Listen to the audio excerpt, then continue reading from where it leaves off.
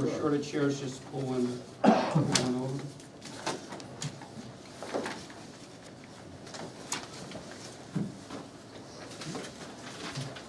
Want to sit here or back Yeah, here? here, at the table.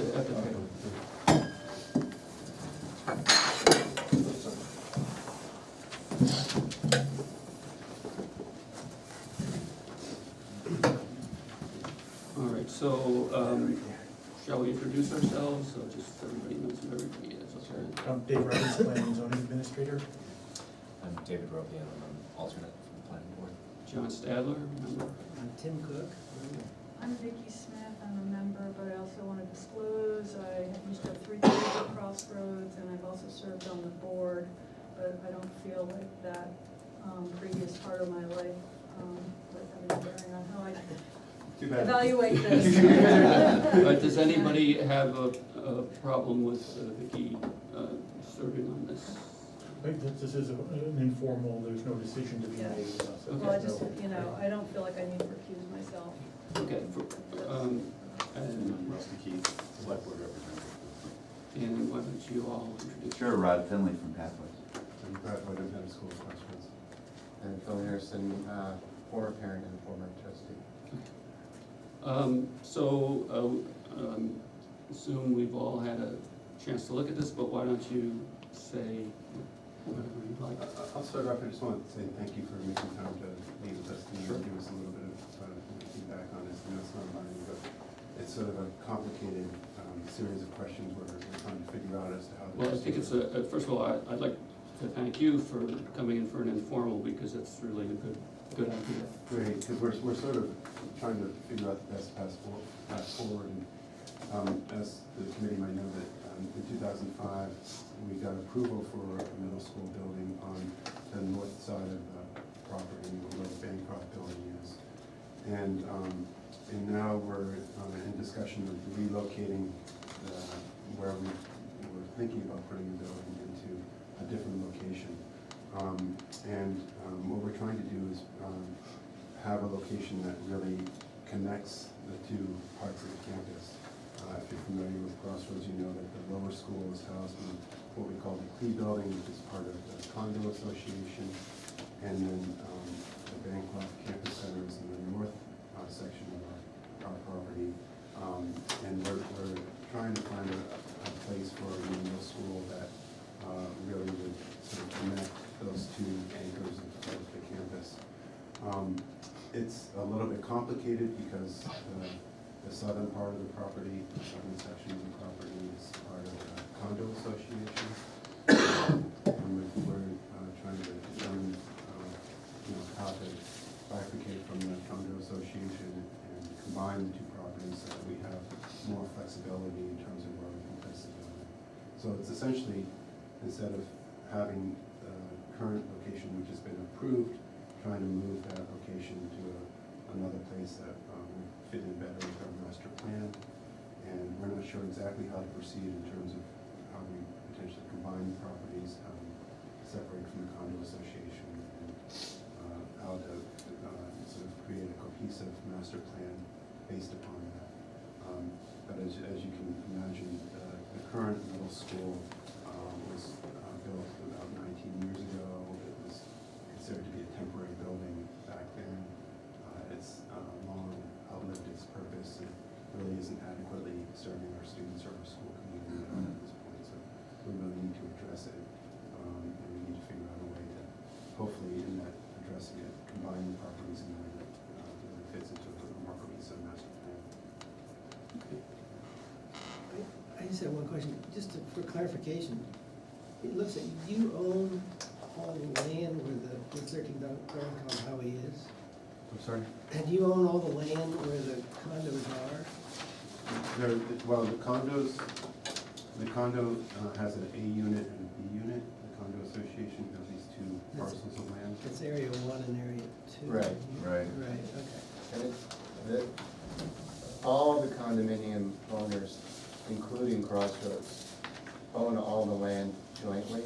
Okay. So the land has been, hasn't been divided in terms of like a deed between area 1 and area 2. It's all one lot. Right. But For planning purposes, it's been divided into two different parcels, and Crossroads has control of area 2, and the condominium association has control of area 1, and this planning board, in 2001, even, approved lot coverage ratios for each of those parcels, even though it's all part of the same single lot today.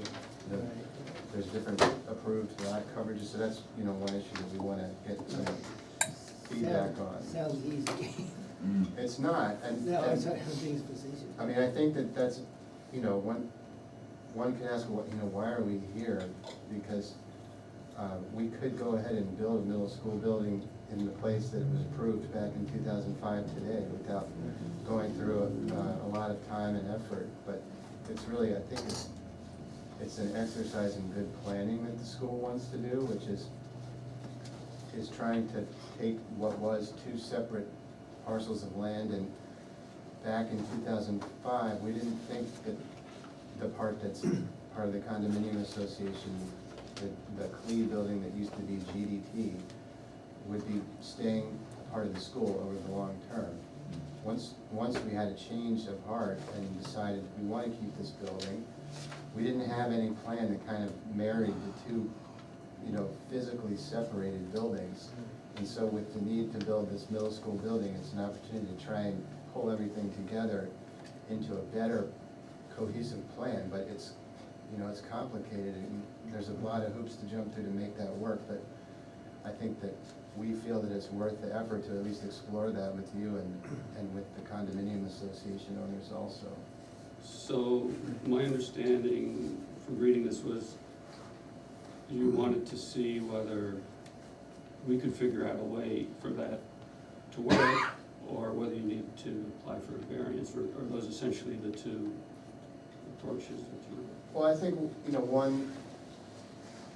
one piece of feedback that would be helpful in an informal way, not a decision, but if there's any obvious sort of red flags to proceeding with, whether it's a lot line adjustment or a subdivision application, that you are aware that by pulling the Clee campus piece or area 2 into the larger Crossroads piece, would we be leaving what's left of the condominium association as a non-conforming lot? I mean, that would be a problem. We can't do that, but, that would be sort of, are you aware of any Well, that's. issues that would? David would know that, I mean, he's our zoning administrator, so. Yeah, the two things I say, I haven't been able to scale out, but the width to depth ratio concerns me with the lot, that it's a 4-to-1. And if it's, what, it meets that? Yeah, area 1 meets it. Yeah. Okay, so that's not a problem. Then there are some buildings that are going to be put into the setbacks that would make that non-conforming. Because of the lot line between area 1 and 2. Yep.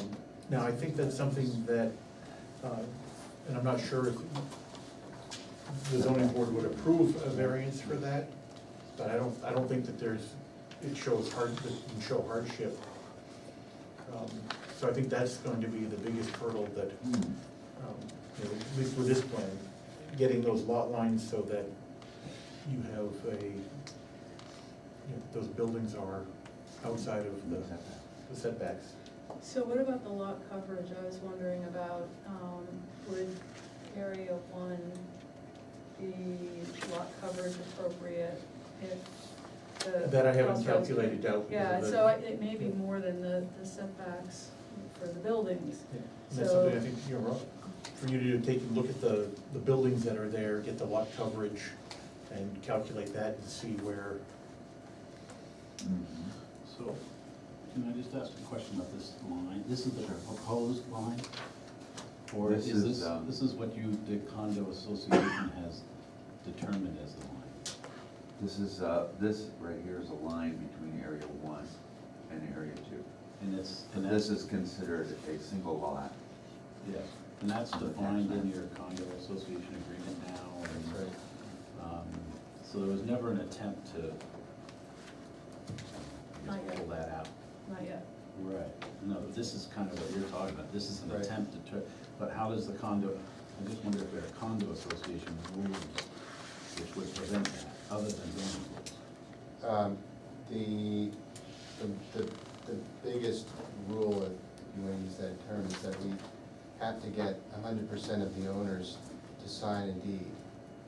So, you know, I think there's 23 owners other than Crossroads, and so most of them so far have expressed a willingness to go along with this plan. We haven't heard from some.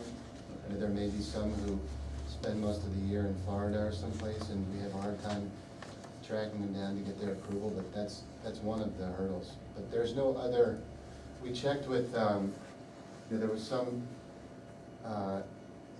concerns that there might be an issue with the state, like we have to get the Secretary of State or some other state agency to approve it, and that apparently is not an issue according to our attorney. So it's the real issue is just getting all the owners to agree to a deed transfer. Well, does that mean that you all would be out of the condo association and just all the other people are just left with that, and you guys have your own separate ownership, no Yeah. participation? Mm-hmm. Are there any, like utilities, water, septic, or electrical that cross that line between area 1 and 2? I don't think there are any utilities. I believe there's an easement for a right-of-way for the emergency vehicles Yes. through our fence. Yeah. You know, so that would be, you know, the sort of feedback that would be useful is if we were to come back with a formal proposal for a subdivision lot line, is making sure that we record any easements or any other things that would make such a deed transfer, leave the condominium association with everything it needs, and anything else that's of a concern. Well, that's really a judgment call, you know, through the fire department to have them say, well, what would our access be if we didn't have that easement anymore? And would we be able to do what we need to do? So, I think we would transfer that easement or. so you keep the easement? Yes, Okay. absolutely. Okay. It makes sense because the firefighting supply is across Route 10 by that, and by your northern entrance. And so being able to lay a line in, Yeah. instead of having to go back down Route 10, and Yeah. you'll be a lot shorter. So just to finish up with my question on that line, that was established by the condo association and had really, because it didn't have any bearing on zoning and planning, could be placed anywhere. Is there any magic to that line from a lot coverage standpoint? Could that line be here, you know, over here? 'Cause I don't know what's in here. So, well, there's a couple of, one thing is that, so this is Hughes Brook here, right? Right. Everything on the western side of Hughes Brook is covered by a conservation easement. Okay. So, I mean, it's still part of the condominium association, but where you put that line doesn't matter in terms of nothing can really happen I in a understand, conservation but it area. does play into your lot coverage Coverage, equation. on the line coverage, from, the second point is, does the line matter? It does matter a little bit on this part because, you know, Crossroads has a building here, the condominiums association has a garage that abuts this line here, so, That's a setback problem. so, you know, it's sort of a border that makes sense between the school property and the residential units. In terms of lot coverage, that's a good question, because back in 2001, there was this planning board decision which awarded, you know, roughly 77,000 square feet or something of lot coverage to this piece, and 33,400 square feet to this one of lot coverage. But I went through the files, I went through the minutes, I could find no information about where the planning board came up with those numbers from. There was nothing. I mean, I'm happy to go back and dig around more, but I couldn't find anything about where those numbers came from and whether they relate to, you know, how much space is on this side versus this side, or whether it was some arbitrary number. I have no idea, but, I mean, those are the numbers that have been established, but what they're based on, I can't There is really- a planning board decision that outlines those numbers. But I agree, I looked through and could find discussions, but nothing in any minutes that outlined where those numbers came from. So, in the minutes, there's no discussion about what they were thinking. No. Well, I mean, does it matter? I mean, do we care? I mean, I mean, there I they don't think, are. I think, But- I think the answer is that, you know, the numbers are in a planning board decision, so those numbers came, well, they came from somewhere. The board's kind of stuck with It's those. what they are. Right, and so that conservation easement was probably part of that calculation, but this lot line dividing this is somewhat arbitrary. I don't see where that line across on the other side of the brook matters where it is, but yet it does play into our lot coverage. Well, it might matter to people that live in Area 1, you know, just because they would They get more. get more and whatever feeling they have toward it, I don't know. But they might care. Well, that, to Rusty's point, that might be an interesting avenue to pursue. Yeah, I wanna make that up so that you at least talk to them about it from a lot Right. coverage standpoint, if it makes the deal. We, in the earlier discussions, you know, we had an earlier plan that Rod drew that had all of the area west of Hughes Brook staying with Area 1. So Crossroads, I don't think, you know, feels like this part of the line has to, I don't know the zoning regulations well enough to know on a subdivision, can you create a lot that's conforming but that has a non-conforming structure on it? Because it's sitting in a setback? No, you'd have to get a variance from the zoning board before the planning board could do that. So, assuming it's 50 feet, so we would have to redraw a property line so we were 50 feet away from the nearest side of this building, is that?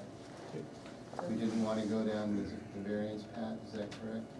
So And then you have a parking area. I don't think we could do that with even clean.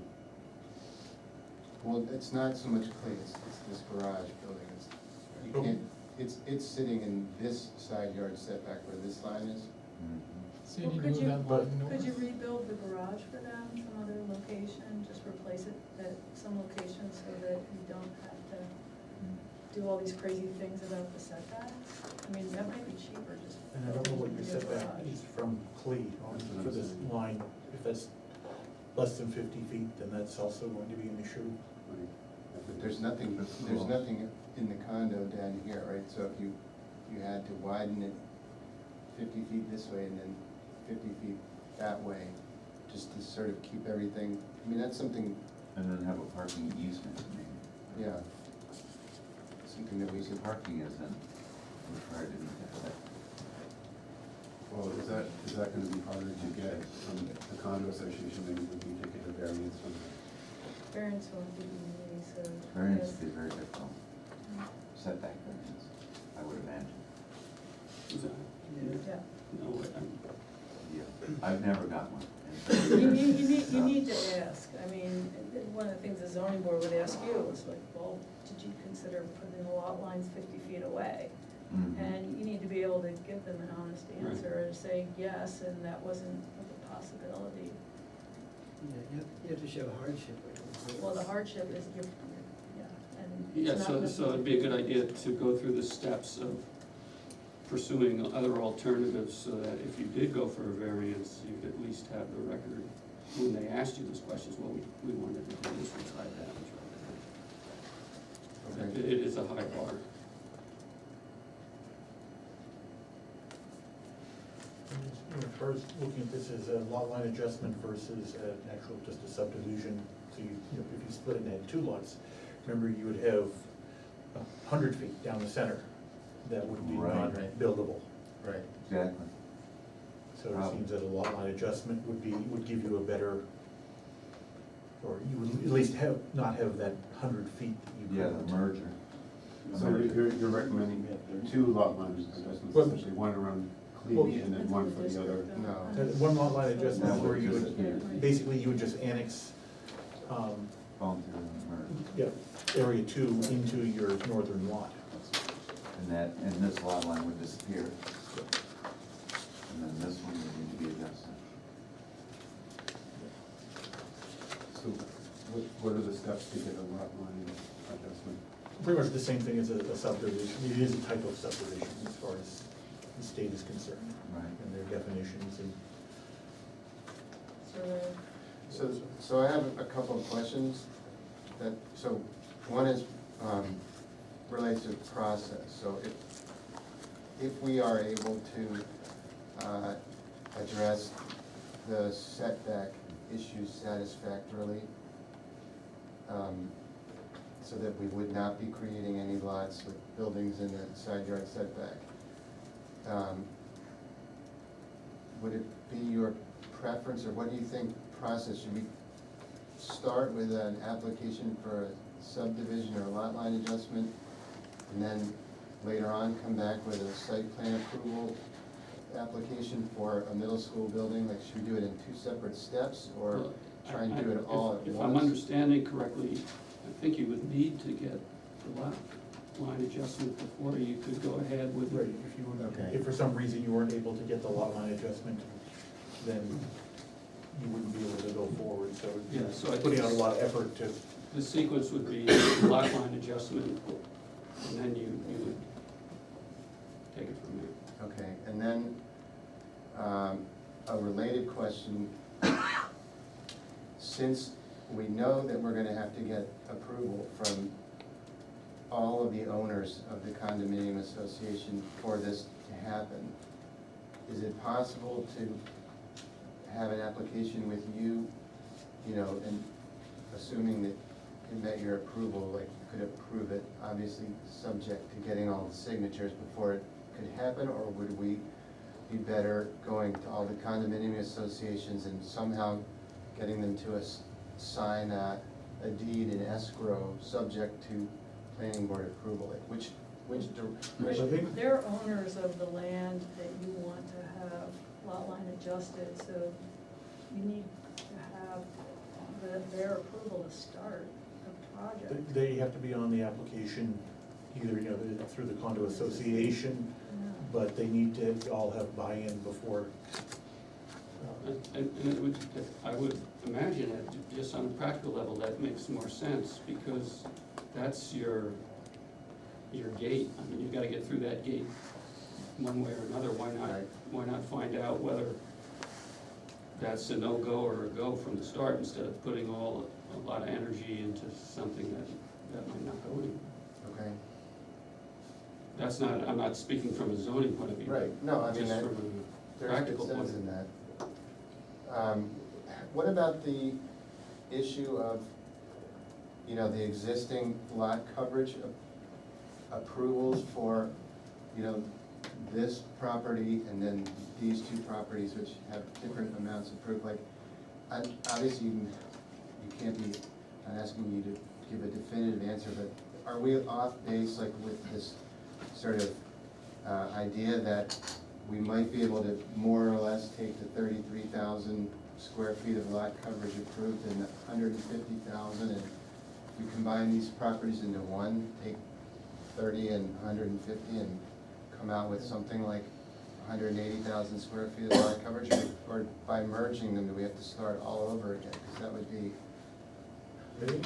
There are maximums that, for each lot, and if you merge the two and do the calculations and you hit the maximum, that's as much as you're going to get.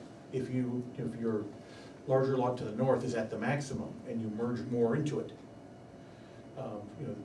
Need a variance. right, you're not gonna get any more, and the planning board can't break the zoning ordinance, they can't change the ordinance. So if you're at that maximum for the larger lot and you bring more land in, the planning board can't say, well, we'll take all that development and allow you to do it also. right, but let's, like, just as an example, so the planning board approved 150,000 square feet for this lot. Suppose today we have 120,000 built between buildings, driveways, parking lots, utilities. If we add this property in, are we still at 150, or are we at 150 plus whatever goes with that piece? Well, there's a maximum for a lot. And so we've gotta respect that maximum for the lot, even, I mean, it's just like if you have two building lots and you merge them, all of a sudden you can only have one principal use, one house. So you've got rights associated with each lot that you might lose part of those rights by merging them. Right, but, so, I mean, Rod can talk about this too, but for this larger piece, we went through, you know, a planned development calculation back in 2003 where we divided Conventional this. subdivision. Yeah, We that's did a right. conventional subdivision with And frontage. Broke this into 8 with different lots, detached lots, we had 8 lots, and we added up all those coverages. and that's how we And came so up if with you the add land, if you add another 150,000. lot, and you can get a 9th lot, then supposedly you can go up to the 9 times that coverage. Yeah, so that's how the planning board came up with those numbers, right back then. For this lot, for this one, it's not, I couldn't find any record of how they backed into those numbers or where they came from. I'm not sure I followed that last. So is that 8 lots now, or is that 1 lot? No, we It's did, so one. It's We- one. We demonstrated that you have to demonstrate. that we could break this into Right. 8 lots that all had adequate road frontage, you know, met the 1-to-4 ratio. And like out of each one, it's like 14,000, 14,000, 14,000, 14,000, and add them all up and. Yeah, made a chart and. So by that method, it seems to make sense that you can add whatever you get in this other one. Right. Yeah, I mean, by that same argument, I would say we're not limited on that big lot because, Well, we're limited to 20% maximum lot coverage in the commercial district. yeah, that's So- not what they used in determining the current limit. They used the I don't know what was used and whether or not that 150 represents the 20% maximum or not.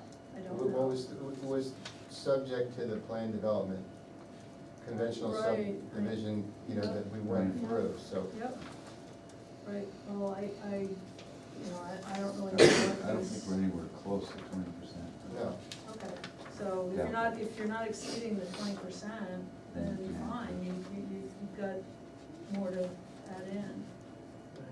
But I don't know what those numbers all test out to be.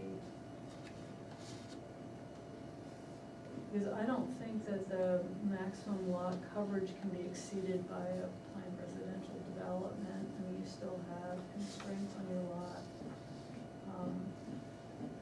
So, but the zoning administrator only makes those determinations and Yeah, the one thing that concerns me is that a planned development is a mix of residential and commercial or institutional use. And if you subdivide off the condos, you no longer have that residential mix in a planned development. right. And so, I don't think the board could approve or go through that avenue. well, when we did the plan development except that we're in the commercial zone.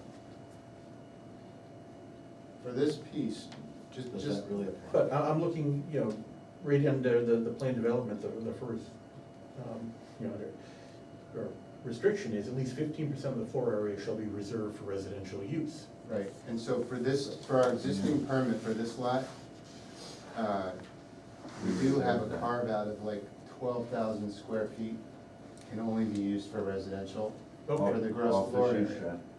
It's off of Shoestrap where we had That's it right. pegged, so Okay. out of our gross floor area limit, you know, it's whatever it is minus 12,000, which is set Right. aside for, so that, we're. Okay, so you're, okay, so you have reserved that, okay, Mhm. so. Yeah. That's right. So, do you have any other issues? No, I think, So if you have enough issues? Yeah. I want to make sure they get all the information they need. Yeah, There's a member of the, could you introduce Sorry, yourself? hi, my name's Manning. Sorry to ask a question from the peanut gallery. But on this issue of the maximum building envelope, is it possible to run the calculation and get to a number? it's, that's what I can do immediately, but, you know, Rod has the ability to, you you look at you have all the building sizes and everything. Generally speaking. I think that's an important input as we think about what these guys think about what they're gonna do here, so that'd be appreciated. Well, at the end, we need to have zoning compliant lots Right. and zoning compliant structures. You know, that's the, kind of the goal. Yep. And it would be great to be able to draw the lines in that way and not have to go to the zoning board, wouldn't it? Mhm. That would be good. I have one question, Dave. This line right here, would that be a front setback? Or a side setback? That Well, would make a pretty big difference. The zoning differentiates the setbacks as road setback and property line setback. Okay. So I would So consider that to be, side. yes, that would be the property line setback. Okay, that's good.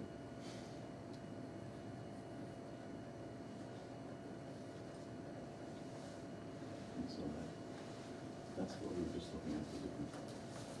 Yeah. So one, it's interesting that, so the condo, so is there any commercial in the condo area? There's one, Randy Mudge has an architecture firm there, in the brick building that's right out on Route 10. Mhm. Right.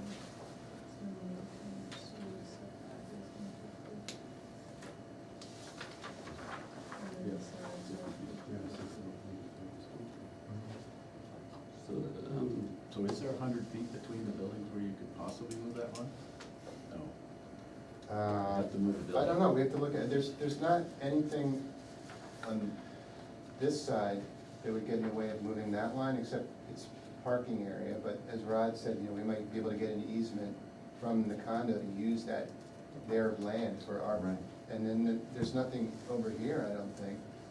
There's no buildings, I don't think, so we'll just have to, you know, do a little surveying and see if we can come up with a plan that doesn't create any side yard So- issues. I wonder too, is if all else fails, could you move the property line between the north and south ownership so that this goes here, and you get your middle school building where you want it, and just move this line north? It's another boundary adjustment, but maybe that would solve your problem easier than the stuff on the other side. I think, you know, the condo association would have to accept more land in, and I don't know if things will be zoning compliant, but, you know, that is just another option of, I'm not sure I follow you. so the property line Maybe this between line. the condos, just move it north to get your middle school where you want it. Oh, I see what you mean. Yeah, and Gives the the condo association, more land. right. So Okay. they'd have to approve that as well, but it might be easier just because you won't be doing like this for your boundary line, and I don't know, maybe it'll work, and maybe it doesn't, I don't know. It might work for the setback issue, but then the issue of lot coverage is gonna surface, because that's the other issue about if we wanted to just build a new middle school building but not go into this land Mhm. transfer thing, this lot is more or less built out, right? So we can take away the mobile home building that's the middle school and get 3,000 feet back, but we can't build, you know, 15,000 square feet, or we're out of, we've maxed, Right. way over the max, so you guys aren't gonna like that. So that's why putting these together, where this one has so much more buildable space that Yeah. hasn't been utilized. So what if you gave that property more land? Oh, that's what I'm saying. I don't know, it just as a, you know, keep it in your back Yeah. pocket, as if you go, like, this isn't happening, try it that way, just because it might, So along those lines, if we moved just hypothetically this property line almost all the way to Shoestrap, would there be a new calculation for how much buildable space would be allowed? And what would be an expanded part B of the condo I would association? think there would need to be. Yeah, I would say so. Yeah. Yeah. So just be creative in your thinking. You've got enough land to do kind of what you want to do, it's just trying to make it fit into the rules. yeah, I think you have to work your way through Yeah. each scenario until it kind of clicks or gets close. Yeah. And see which is the least difficult. Right. And as you're working through, if you get to a point where you think you have something, but you're kind of, I don't think there's any problem about coming back for another informal. So,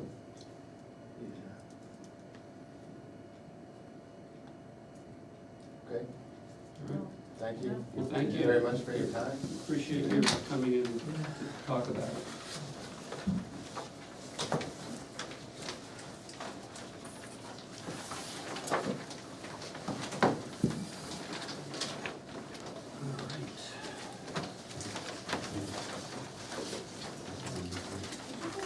All right, Pinnacle people, come on down.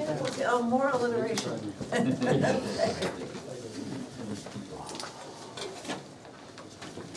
not gonna say anything, so I'm just gonna sit back here and hard like that. It might be first. What's that? It might be a first, I'm not gonna say anything, but this is their show. Okay.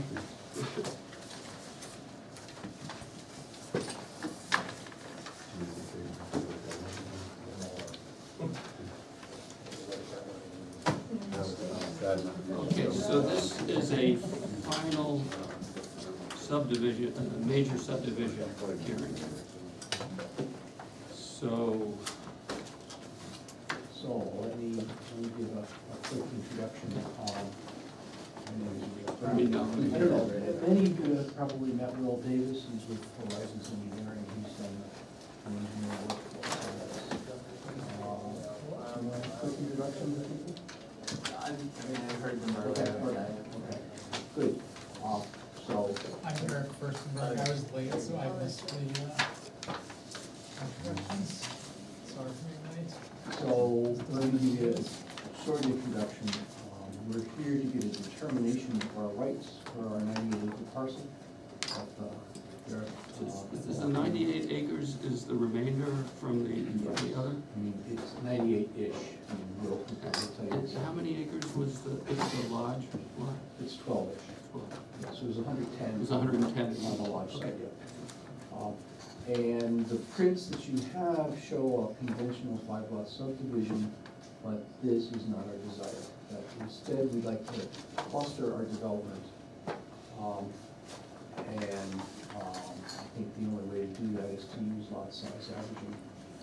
So the determinations that we're looking for, the number of lots that we could get out of these parcels, the footprint, lot coverage, and gross floor area for each of the buildings that would be allowed on those lots. Ask for guidance as to how the board would decide to apply the increased density option for the 25% increase. And then determination of the dimensional limits on that additional lot. So with that determination in hand, we'll then go and talk to architects to come up with the design on the, for the property, because it's just simply not feasible to go talk to an architect and say, well, we've got either 4 lots or 5 lots or 6 lots. Can I jump in here? Yeah. Do you mind? Because, I mean, we're not in a preliminary, so we're, this is my opinion, maybe other people will feel differently, but I don't think we can talk about hypotheticals. This is a final, you apply for a final. I would have recommended a preliminary meeting to discuss those things. But because this is a major subdivision hearing, we're constrained as a board to make a decision about the major subdivision. Lot size averaging is based on existing rights of lots. So we need to establish, before going to lot size averaging, we need to establish, not a determination, a decision about how many lots you have. So that's, reading through this, you know, you asked for a lot of waivers and everything on the, I mean, I know what you're thinking.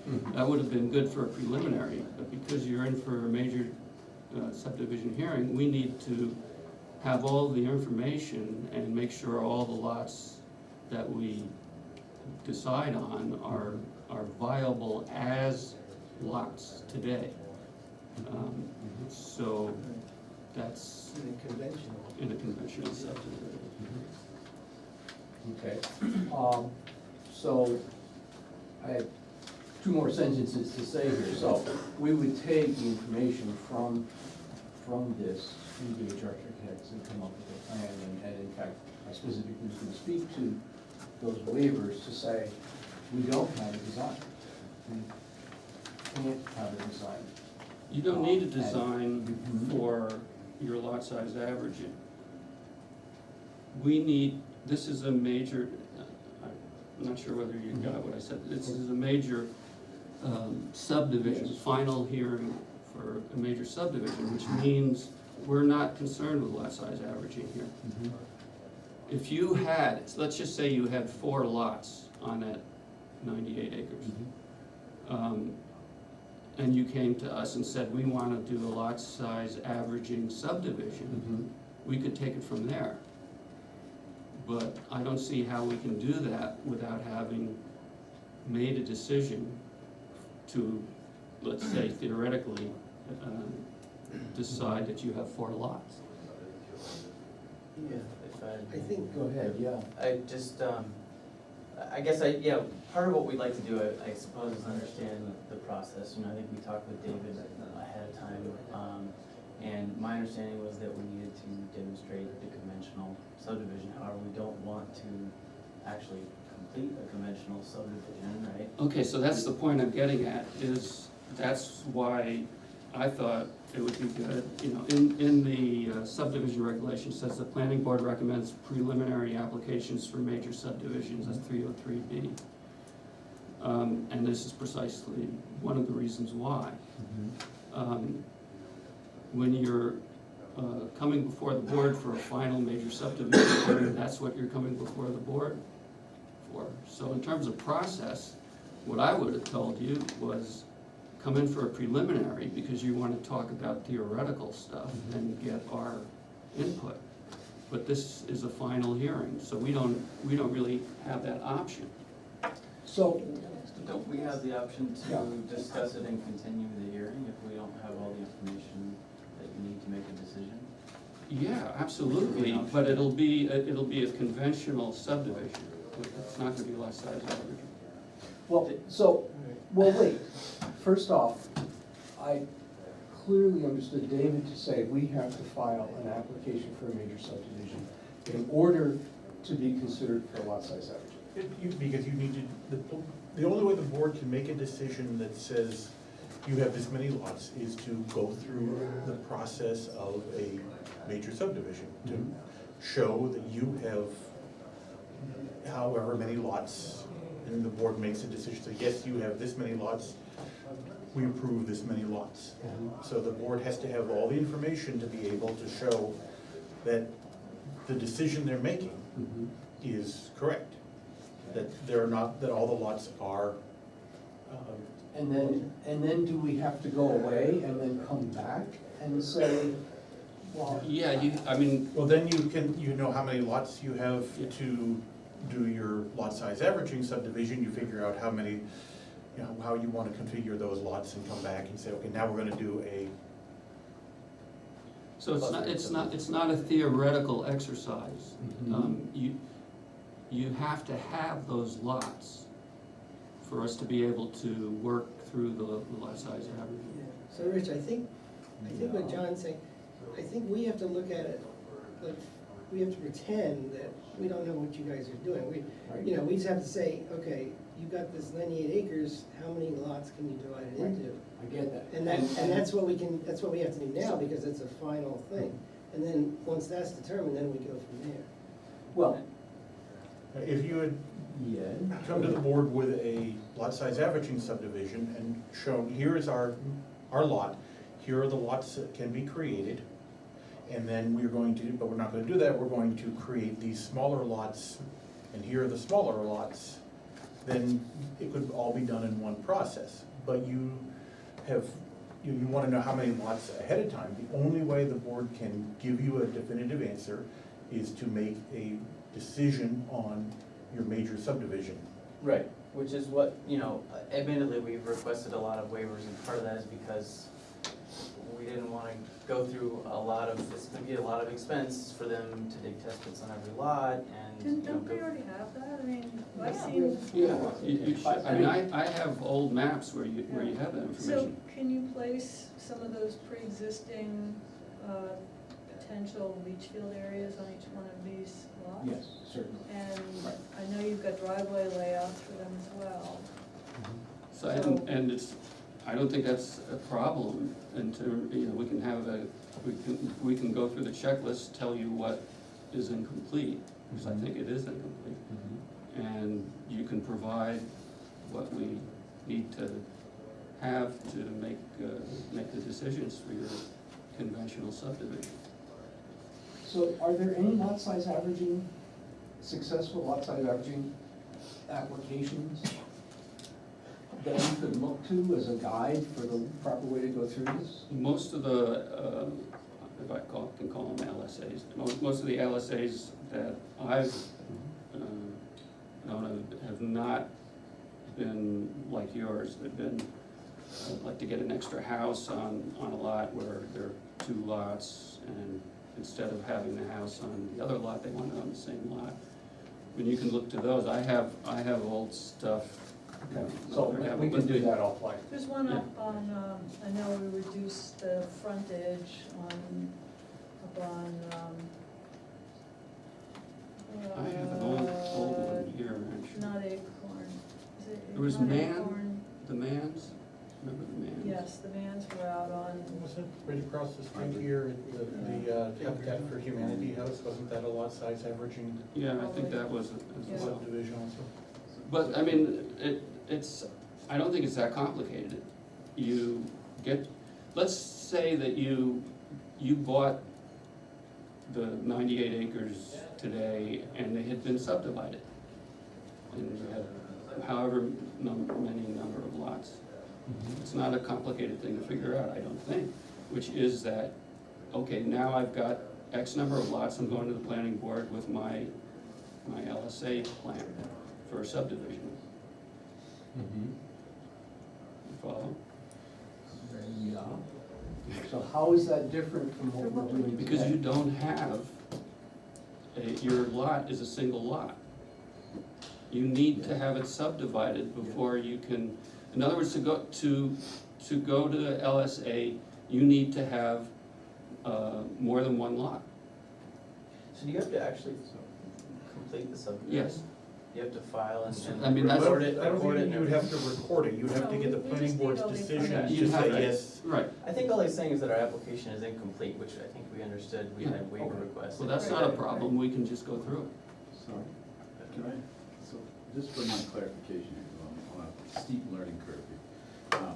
What we just heard at the last hearing, or whatever we wanna call it, Yeah, was that they got their approval based on the square footage, based on adding up individual lots that were possible on that lot. I was not involved in that, but we need, So how- we I they don't know cannot, how probably that's had a, different. Well, they I probably think had a they went- subdivision plan that showed that each one of those lots was the right configuration, had the right amount of Yeah. acreage, Yeah, had they a went leach through- field location.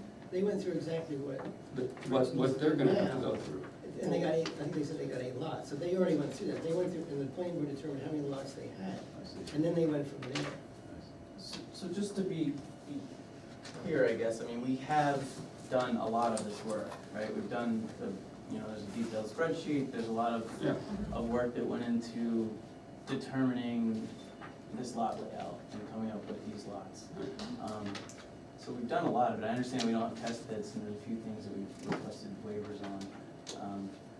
But I guess what we're hoping to get from you guys is a little bit of feedback on what we have to date, and then, some guidelines on, or guidance on how we can best do this better the next time, I suppose. I think what we should do first, if it's agreeable to everybody, is let's go through the checklist. That way you'll know what we'll want.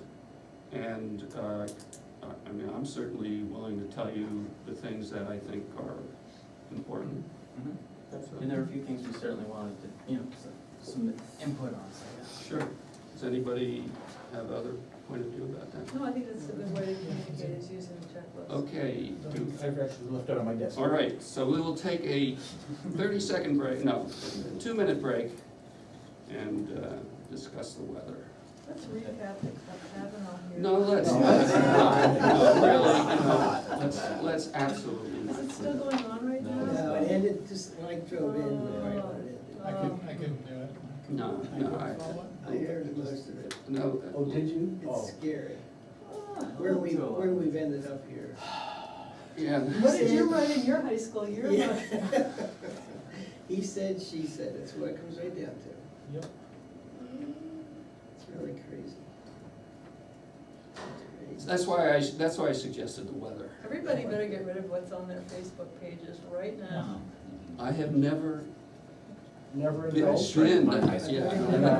I thought it was called Fachaboka. Whatever. It's only 12 pages. 12 what? 12 pages? Still up there Is somewhere. it 8 or 12, something like that. Oh, God. Everybody get comfortable. Well, I had to actually create that yesterday because since the checklists were created, no major subdivisions had been done. And so there was no checklist, so I had to, Well, welcome. just for you, Rich, I did that. Okay. David, I So- appreciate you. Let's just go through this and, all right, names and addresses of each abutter. Yep, I have all that. I think they're on here. Okay, names and business addresses of every engineer, architect, land surveyor. Well, is this from the beginning of the project or just? No, I think that would involve an architect, so. Well, I do think Yeah. that is a good point. Because that we may be using if their you're data. using the soils data from Ray Lobdell, Mhm. then we need to know that that data came from him, and he needs to be noticed so that Yeah. he knows that his Yeah. data is being used. All right, so what's my answer to that? And CLD, were they, And CLD was, yeah, we. CLD was, Much yeah, of this is Yeah. based on, so how do I, I can. no, but Yes, I'm just yeah. talking, asking. Did you you. use any of their data? Well, the wetland delineation and a lot of the survey data is CLD. The CLD. So So I'll answer no, but to come, right? No, well, what we need to do is notice them. Yeah, so that's, So, no, but notice. they'll need to receive Need to. notice letters. Wait, they just sent it to us.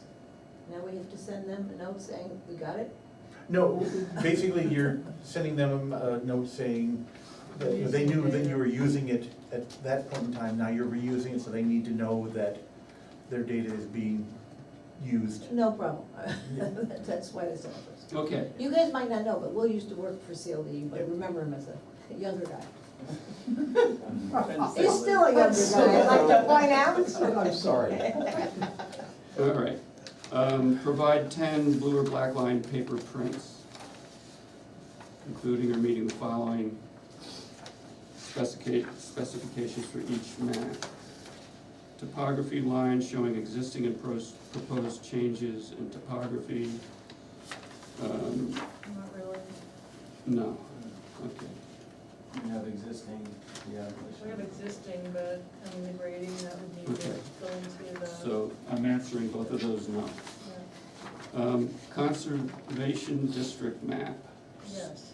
Yeah, they, I mean, all these pretty. We got all of these? We You're have saying a We bunch got of them. wetlands, steep slopes. Yeah, ag soils, Ag soils. yeah. Oh, okay, that brings up something else. So, there are like, I don't know how many, 3 or 4 places where this 10-year parent lot business comes in. You may remember that from our previous meetings. Both in the major subdivision definition and in the ag soils section, you gotta go back, might as well read it to you so that you know what I'm talking about. Major subdivision, that's the wrong one. But you know what I'm talking about with the parent lot where we're gonna need data for that. Major.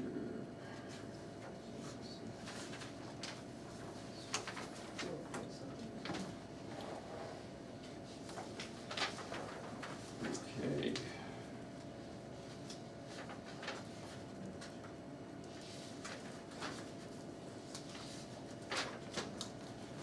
I have this written down somewhere.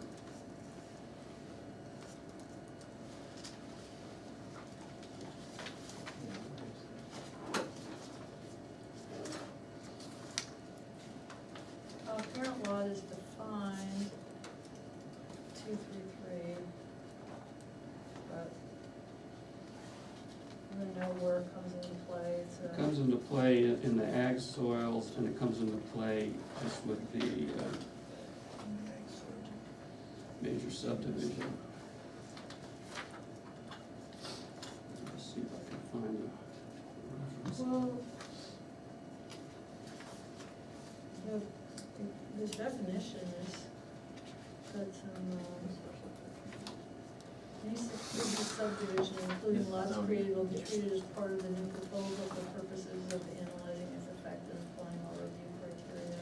Yeah, so that's, there are like 4 places where it's listed, but any one of them will do. Which one is that? That's just in the definition. Yeah, it's in the definition. Subdivision regulations 2.33. So the gist of it, and I can give you the 4 places where it's referred to, because I have it written down somewhere inaccessible. But you'll need to, what was subdivided in the last 10 years was the lodge. Right. Yes. And what about across the street, was that also in the last 10 years? No.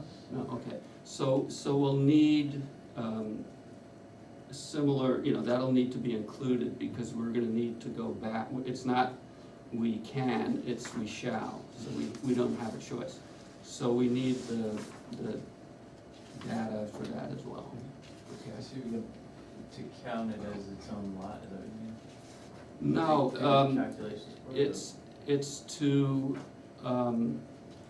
the wording is that we shall include any lot that was subdivided away in the last 10 years in analyzing and reviewing.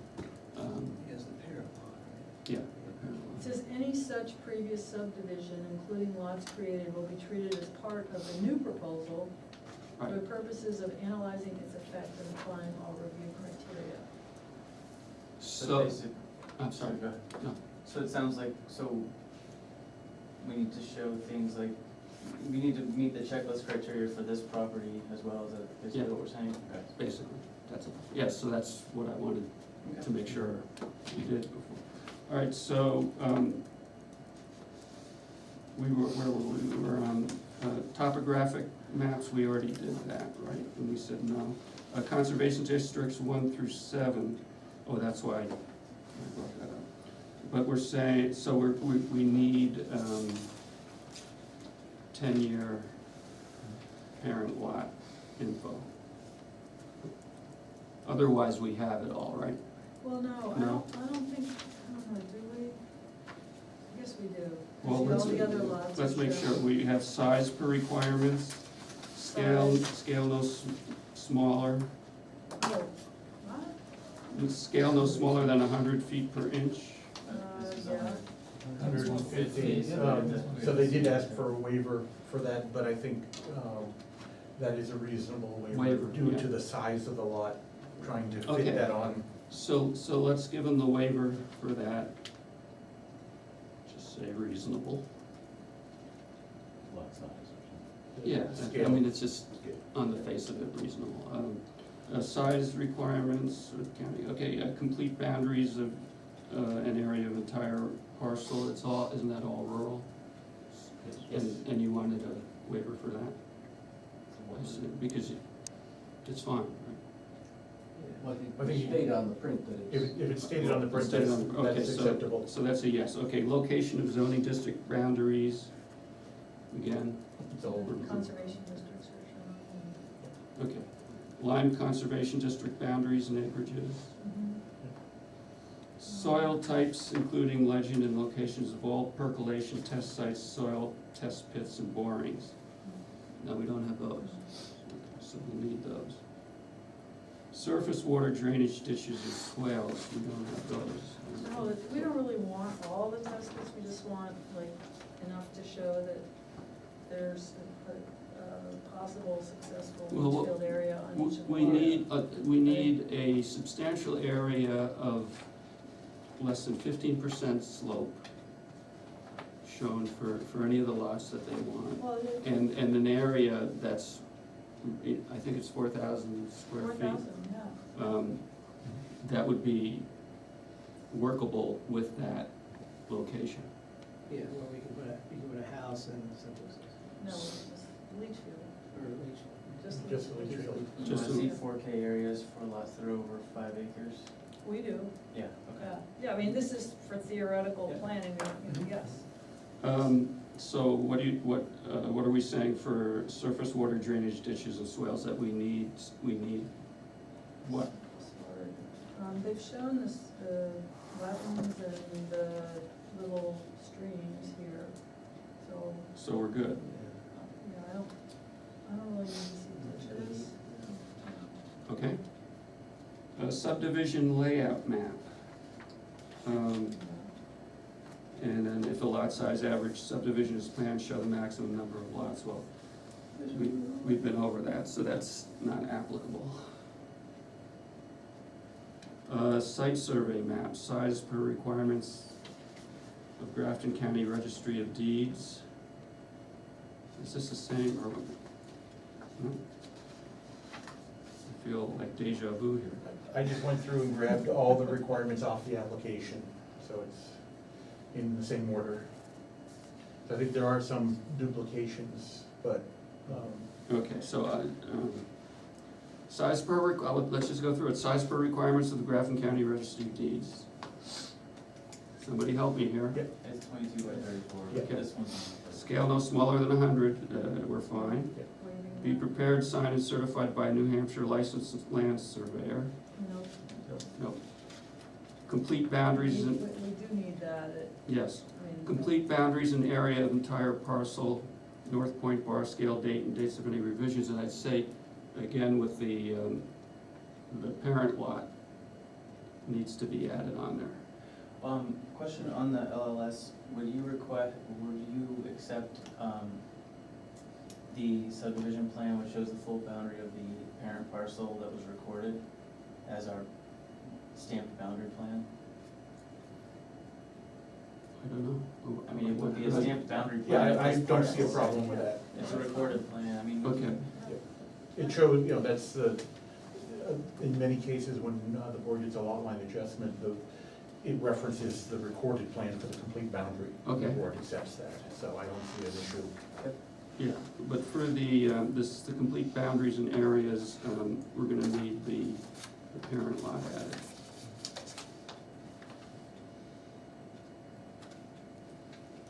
And existing and proposed street right-of-ways, dimensions of tangents, chords, and radii, points of curvature, and tangency of curved streets, and angles of lot lines, and names of existing and proposed streets.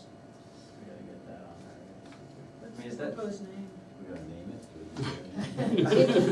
it? Pinnacle Parkway. Yeah. Pinnacle In Parkway. keeping with too many Ps and Ls. Right, okay. Do you know how long that cul-de-sac is? Well, let's just go through this. Okay, well, we were talking about that, Yeah, no, because it can't be more than 1,200. It's just under, well, so that's a Just so question you we know had. that, just so you Yeah, know that. no, I understand. Let's get to the Okay. let's save those questions for later, because this is 100 pages long. Existing and proposed lot lines, angles, dimensions of areas in square feet or acres, consecutive numbering of lots and survey monuments. We don't have all the need meets and that. bounds on here. I mean, we don't really want. So we wanna it. waive that? It's a fake subdivision. Well, I mean, Yeah, well, I mean, the point is So, that we see that okay, it can get done, I so- don't think they Yeah, we need have to the set bounds. monuments. so we are waiving that, right? Yes. Okay. I think if for some reason they decide that they wanna, you know, after an approval, go back Well, Any but- condition can be that all the boundaries have to be Right, if you, set. if you decided for some The strange reason you regulations actually on wanted here. to, Yeah, that's fine. wanted to use that subdivision, you'd have to Yeah.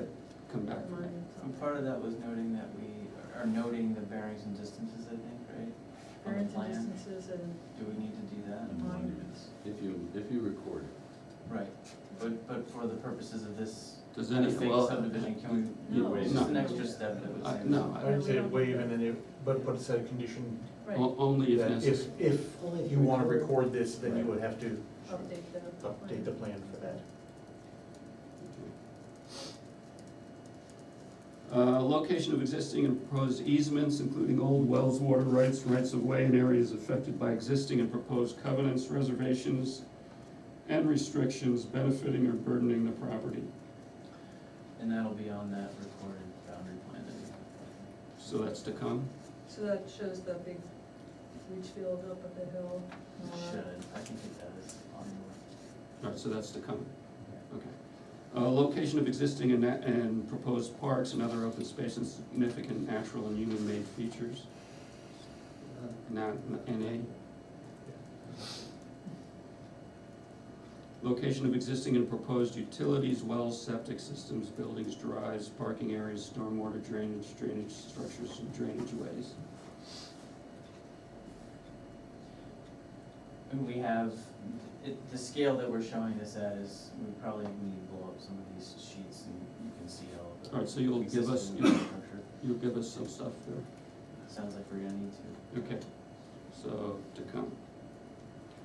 Location of zoning district boundaries and area of each lot in each district of property in more than one district. Let me just step back 1 second and say, that requirement, Which requirement? this last one we just did, Yeah, when do we want that? We don't need it until it's recorded either, do we? well, we're not, I think we're gonna want, drives, we're gonna want, parking areas. Well, We're looking to just see how many lots we're creating, we're not actually. They have to be, we are essentially approving lots, so they have to be, driveways have to be shown. the driveway, to show where you can put a house. If you can't get to that location, Yeah. then the board shouldn't approve We the. need to see where they're going through and all of that.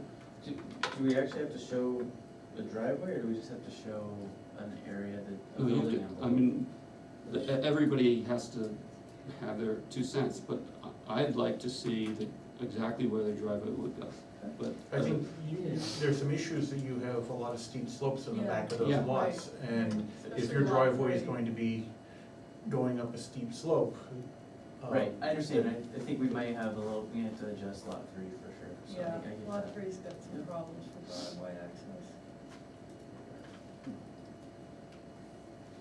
Okay, name and address and map and lot numbers of every abutting owner of property in fee or an easement, and the name and address of any engineer, architect, land surveyor, soil scientist, or other professional involved in the preparation of the application shown. This is the same thing before, so you'll notify.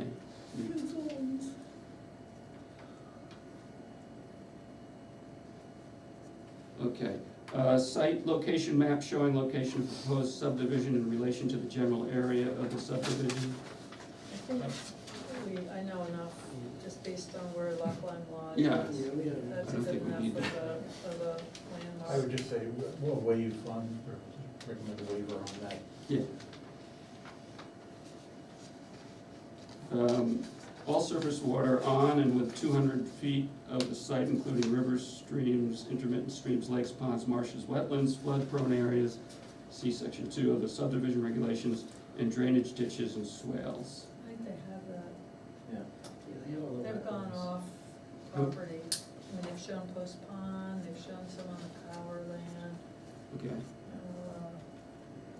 It looks like there's an intermittent something coming off of Mulder Hills, but okay, So so, there is, on your property, Rich, you have that stream that runs next to the house, that I don't know if that's, My house is here, so, no, my house is here, so I so. think you need to go a little further north to show some of the, yeah, that would be nice if you could do that. You're gonna be extending it anyway to go to the to the line, so no harm in doing that. The line comes to here, but. Yeah. We're talking about 200 feet outside, is that what we're saying?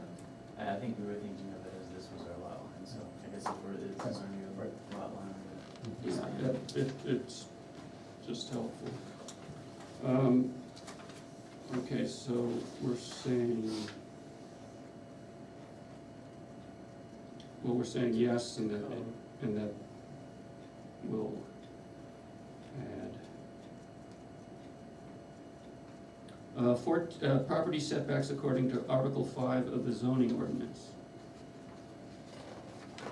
I do not see any setbacks on Yeah, we Okay. have to put setbacks in there. Need those. Watershed map, identification of the complete watershed area within which the property is located with the boundaries marked on the application USGS topographic maps. This could be a photocopy of the USGS map. This is a question, I guess I'd like to find out to what extent we're gonna need to do drainage design and analysis for this project, because for this portion of the project, when we Right. get to the actual design, obviously we'll do a full. Well, I guess the question I have for the board is how impactful might that be to deciding the number of lots? Street, well, the street, there's no stream, right? No, but they've got road runoff, it's a road, and they need to have places where they're gonna put the, how you're gonna ditch the road, and, it's not all done on Allen, so it needs to go somewhere. All right, so you're saying we'll need something I would on wanna see how that road is gonna be drained, and, So is this something, I understand that if we were to record this, Yep. we absolutely have to have that, no kidding. Is this something that could be put in as a condition? I Well, wanna just know if yeah. this works as a road, That- how are you gonna drain it? That's all, 'cause there's some elevation gain, and I don't know if where it drains is the only place where you can put a leach field on any given one of those lots. I just wanna see how that, it's gonna be straight faced, that this is a functional subdivision, that it can work, and that this is a, real road layout, that it just needs to, so it can be shown in general terms where that would be and how that would work for me anyway, and that it's not gonna be in the leach field area of, the lot, that it We should drain we on. can't do a subdivision unless we're creating buildable lots. In other words, if we gave you X number of lots and there was a drastic change of plans all of a sudden, and you decided, we're just gonna sell these. And it turned out that we hadn't done due diligence on the driveway, and there are X number of lots that are approved. Well, but, if I understood it, we already said that we could attach as a condition of that.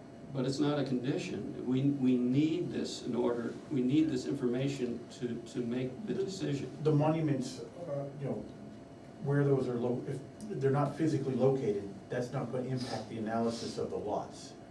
Where the water is draining off the road does impact the planning board's analysis of the lots. And so it sounds like we can do a grading plan for the road, we run a plan profile, we can do the ditching and show approximate areas where we would envision detention areas or any kind of treatment, but not necessarily design it, not do hydrocad and modeling for it, all that business. We would don't just- need to have culvert sizes or that, but have an idea about area for, accommodating the water. I think that, conceptually, the simplest way to figure it out, if we don't specify everything perfectly, is what's the planning board gonna need to make the decision and err on the side of including that. So I don't think you'll need that. Final plat, well, not applicable. lot size and density calculation, provide a worksheet to show the lot size of each proposed lot using the definition in section 2 of the subdivision regulations in the town's conservation district map acreages. It's the Right. spreadsheet. Okay, so we have that. Traffic and access, an analysis of the traffic to be generated by the proposed subdivision, including direct and indirect volume of traffic, impact on the area surrounding the subdivision and the town as a whole, capacity of the public roads leading to this area of the subdivision to serve the subdivision safely and efficiently, and statement of work required on existing roads serving or leading to the subdivision to meet the minimum road standards set forth in the town's subdivision regulations. We could provide a brief statement in our cover letter that would explain the trips generated by the lot proposed, I suppose. It's a state highway, I mean, I don't think. Well, In fact, We when already have that. we have a letter from the state that says, that when we had the 36 unit proposal, they said that doesn't even warrant a traffic study. So- Okay, so if you can provide us with that, and I am interested in, particularly at the high season, the traffic in and out at the lodge. If you can just give us an idea of what that is.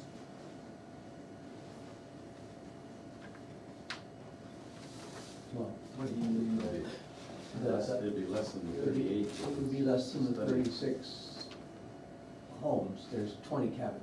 Right, Yes. but that's on that side, and then you're gonna have you'd have a subdivision here, right? They're two different driveways, Ah, or one's a road, one's a driveway. okay, Maybe, All right, just a good, general yeah. idea would be Yeah. helpful. yep. Provide any required local or state permits, including driveway permits. Discuss safety issues such as signals, signs, suitability, blah, blah, blah. Board? They already have a state access permit, they can provide that, that would be fine for Okay. this road for me. All right, we'll supply state.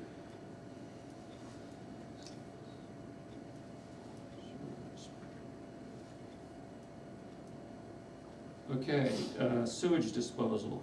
All proposed sewage disposal plans in detail, including all computations and an analysis, and descriptions of impacts on the surface and groundwater quality, adequacy of site for septic systems, sewage disposal, and provision for an adequate buffer zone between all portions of a septic system and surface water. See section 4 of the subdivision regulations. Septic systems must be designed and constructed at a minimum in compliance with state design criteria, or more stringent standards may be imposed in specific cases. I just wanna see where those leach field areas are for each lot. Okay, so leach field areas for each lot. In addition to locating the existing septic system and submitting a statement from a septic designer as to its condition and adequacy, a replacement leach field must be identified for all lots with existing residences. Well, you don't have it, so this is NA. Provide results of all soil tests, including dates, locations, by reference to conservation district map, percolation rates, soil profile with depth to ledge, clay, hard pan, and existing and seasonal high water table, and analysis of suitability of soils in areas proposed for septic systems. Caution, test pits shall be located in areas where septic systems will be allowed under the Lyme zoning ordinance. Hello? So we'll take a look at what test pit data we have in the locations that they were done previously. Hopefully we can make those work, I guess. Okay.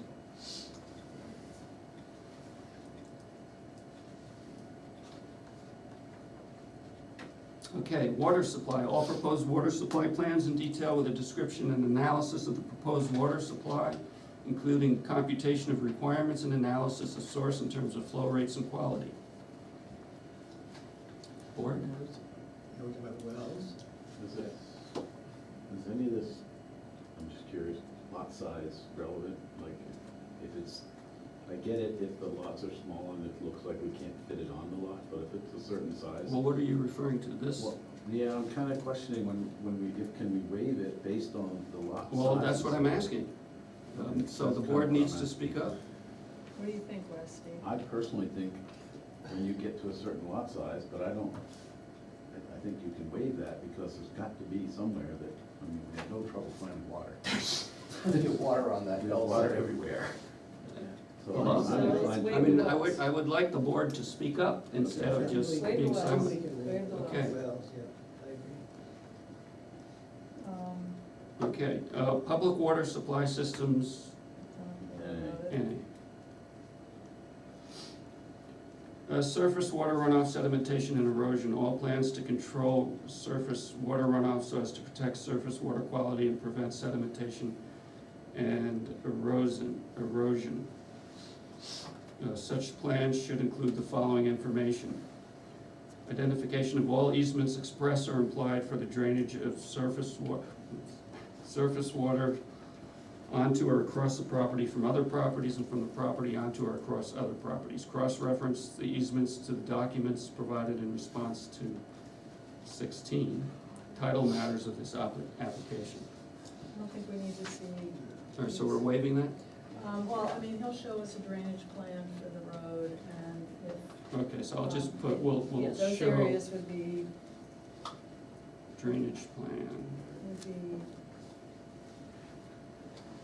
I don't know, in your theoretical layout, is this going to go to the town as a town road, or this would be owned by the homeowners The association? town isn't required to take any. I know they're not, so, I mean, somebody's gotta have the right to drain onto these other people's property. There, you know, probably 4 lots that are gonna get hit, with drainage. And, so wherever he shows the drainage areas, those would also probably be easements that whoever owns the road would be allowed to maintain and drain into.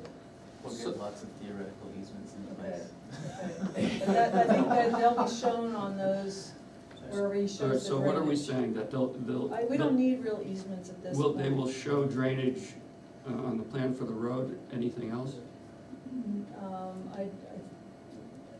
This is one of those things that if it really does get recorded, we would need easements on those drainage areas, and maybe those drainage areas would, you know, be in a thing that.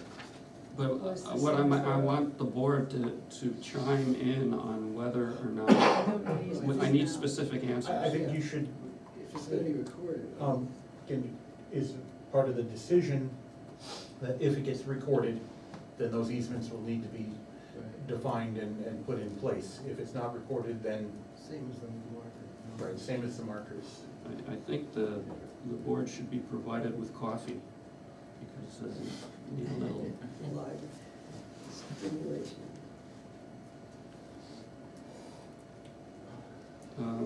Okay, computation of rate of runoff before and after completion of the subdivision for a 50-year, 24-hour rainfall. Nope, No what? please waive it. Okay. Computation of stormwater drainage capacity based on Nope, please waive it. drawing specifications, calculations for each proposed runoff, erosion, sediment, and control measure, including identification and location of natural drainage. Please waive it, I guess. I mean, Yeah, we don't have calculations yet, do Yeah, they're gonna show the, well, Okay? we're not saying you need to design culverts and whatever at this point, so, we just waive those computations. I assume that would need to be done at the time that if they ever were to record this, so that it was properly engineered. Okay, I'm gonna Put put, it as a recording, contingency.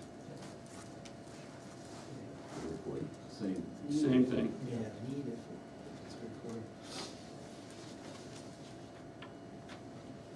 Okay.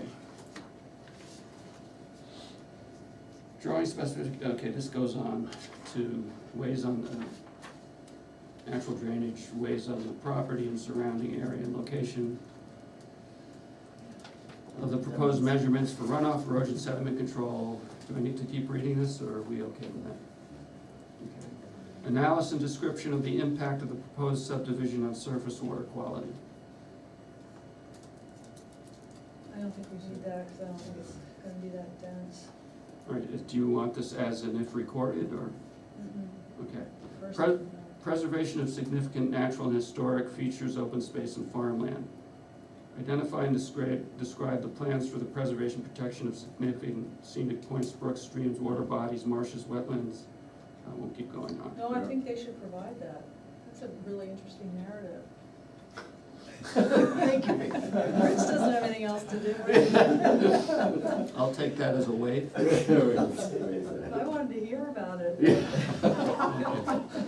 Recycling and solid waste disposal. Description and analysis of solid waste to be generated by the proposed subdivision and plan for management of waste, including hazardous waste other than ordinary. Saturday or Sunday Yeah, preference? Wednesday, we still have Wednesday. Okay, so, Not for long. Yes, we do. Oh, you're gonna keep it Oh, through the yeah. winter? Oh, yeah, Wednesday's Start? back in. Oh. Wednesday and Sunday, that's what we're doing. oh, permanent? Really? Sunday. Sunday's Sunday? back, we're coming back. Okay, so that's a wave. Okay, do okay. that as a- Just like Wednesday and We Sunday. don't need a tangent. Yeah, really. Police protection, provide a letter from the chief addressing protection and safety issues. I think we're good without it. I think that would be a recording, Yeah, if if recorded. you're recorded, then that. I don't know. Yeah, no, I don't think he's got anything think, to say about a five-lot yeah, but subdivision. that's a requirement, I think, It is? yes. Oh. Fire safety, I'd say the same thing, if No, recorded. no, what's really important with the fire safety is that we usually require for major subdivisions, a pond or a hydrant somewhere where they can, you know, obviously they don't have to dig another post pond. All right, but- so what do you wanna say? They'd be happy to take water out of that pond. I know, At but any they time. need to be able to get it and, you know. All right, they so need- what do The problem did we is, the say? nearest water in the pond is over, by the boat landing. Right, We And so- propose to put in a giant expensive cistern under the cul-de-sac, theoretically. I mean, you know, we would need to show a, What do you Sorry, I want? didn't no, no, no, no, no, no, that, well, we do need to have We're all good. something, because Right. other people have had to put cisterns in. right, And, Yeah. or dig ponds, Right. and so, yeah, what do you, would let them figure out what they wanna do, we need that. And the just fire to- department really shouldn't weigh in because they're gonna get about one hose lay out of the road. Mhm, And then however the driveways run, yeah, you know, that's gonna be, it would be a very difficult fire to fight on any of the, even currently, you know, if your barn was on fire, they would have, you're trying to get water. Even though, you know, you have a whole pond there, you can't drive a truck right up to the pond. If we were feeling really excited, we could put a standpipe on the lodge side. Well, you can, Or- just show something. Okay. All right, Well, existing. somebody would love it if you put one of those there. no, no, it's a requirement, it's No, not, no, it's no, not I- funny. right. Because, I mean, you know, leaving 5 new homes with no water isn't a good thing, Okay. so. Existing and planned land use, a description of existing land use in the area of the proposed subdivision and any proposed changes known to the applicant. Comment on the relationship, compatibility, and impact of the proposed subdivision on existing and proposed land use in the area. Wow, I don't remember having to do this before. Where did this list come from? David, Directly from the application. It's because you haven't done a major subdivision, Yeah, we probably. went. you we did a went preliminary. through this, yeah, okay. All right, so what do we want here? read that again. That's another I good can't wait to narrative. read it again. Existing and planned land use, a description of existing land use in the area of the proposed subdivision, and any proposed changes known to the applicant. Comment on the relationship, compatibility, and impact of the proposed subdivision on existing and proposed land use in the area. I think the inn owner, inn operator should be commenting on what having a 5-lot subdivision next door would mean. Well, can you just give me the straight answer so I can? Well, I mean, do we care, I mean. I'm asking you. I don't. Okay, so we're waiving that, is that right? Yes, I guess. All right, impact of subdivision, analysis of the proposed subdivision's direct and secondary fiscal impacts and direct and secondary impacts on population growth and school enrollment. The analysis should cover the development period on a year-by-year basis, plus the 5th year following completion of the development. Fiscal impacts, do I need to go on? That's on our application. That is on the I took the application Yes. and I put it into a checklist. We're trying to do it, and we can't even do it. All I wanna do is get through this checklist. So can the Can board, we waive that, please? is everybody okay with waiving that? Hello? For Yeah, 5 I lot think for 5 subdivision. houses. Yeah, I can Okay. waive that. It was 6. Okay. Plans of all, construction plans of all areas to be disturbed for constructions of streets, drives, drains, drainage ways, structures, sewer, water, and electric lines, erosion and sediment control structures, and you can interrupt me anytime. Haven't we covered it with regard to this? Discuss it amongst yourselves. We're showing the road and the driveway, right? And Shall be made with existing topography shown in dashed lines and proposed contours shown in solid lines at a contour interval no greater than 2 feet, plus spot elevation, soil types and boundaries shown in dotted lines, existing tree lines, proposed trees and all other plantings, edge of all paved or gravelled areas, location, size of all structures, piping and other materials, horizontal curve data at street, stop me anytime. I wanna know how Rich is gonna landscape the parkway. This, see, that, John, that includes driveways, right? They're gonna show driveways. We required that before, though, that's the thing. And I don't Yeah. think that they need to provide landscaping. Okay, so for this is a waive? Waiver. Yeah, unless the inn would like to have some sort of screening. All between right, it calm and the- calm down. Profiles of all proposed roadways, including drives We showing should have those, existing. yes. Yep. We have those. No, we should have them. those. So we don't have them. Profiles Oh, yeah. Yes. of the driveways and the road. Okay. Cross sections of all proposed roadways at 100-foot stations and at all catch basins, bridges, or culverts, showing the roadway and all areas to be disturbed for the construction of all proposed roadways, existing grades. You should have what, Typical section. a typical I'd rather not section, we cut don't need it, sections for every. we don't, no, We can we do need the- that. Yeah. Typical. sections. And you're gonna have a pretty major culvert here There's a wetland crossing, where yeah. that pink, thing goes through, so are you gonna, like, what are you doing for head wall and that? I mean, do you have a sense about how much water runs through there at all? And how big that might need to be? Not right, and we haven't really looked at it in Yeah. that greater detail, but we, Okay, We cause could if they were roughly- gonna build that road, that is like an important feature of the Well, if design. that's the would case, then require- we need it. a state permit too, so, I mean, we Oh, would what- condition because it of on the a wetlands wetlands, crossing, yeah, it would yeah. require a state wetland permit, so. Can you do a typical for us, or just show us like what you think it might be like, and then we'd have to require a real engineered road with that detail at the end if you run and propose this, We can show the culvert and the head walls in the just plan. like a typical, yeah. It's easy. Yeah, 'cause they will have to build it to get frontage for a lot. Yeah. Okay, Yeah.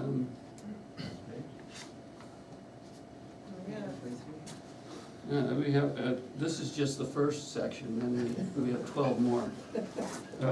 Details, construction details of Printing all. the entire time you and the rest of it. Construction details of all roadways, curbing, sidewalks, drainage structures, sediment and erosion control structures, and any other required improvements shall be shown at a convenient scale. I think, again, that would be one you can waive, unless it gets recorded that you would, you'd need to know how the road. If required. Only because the idea being that if for some reason, if the road becomes a town road, it needs to be built, make sure that it's built to Right. specifications. All right, performance and maintenance surety, I don't think we No, need I that. don't think I can waive that. Subdivider's engineer shall furnish to the board an estimate of the full cost of all improvements. you gonna put in the road and then sell the lots? Is that your plan, or are you planning on doing spec homes?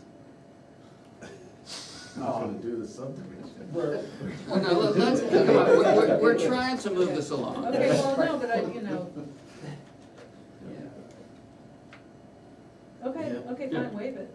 Well, no, I mean, was that a serious question? No, I just, you know, I'm hoping that this doesn't get, I don't know, I'm not hoping, I don't think we need that, given what.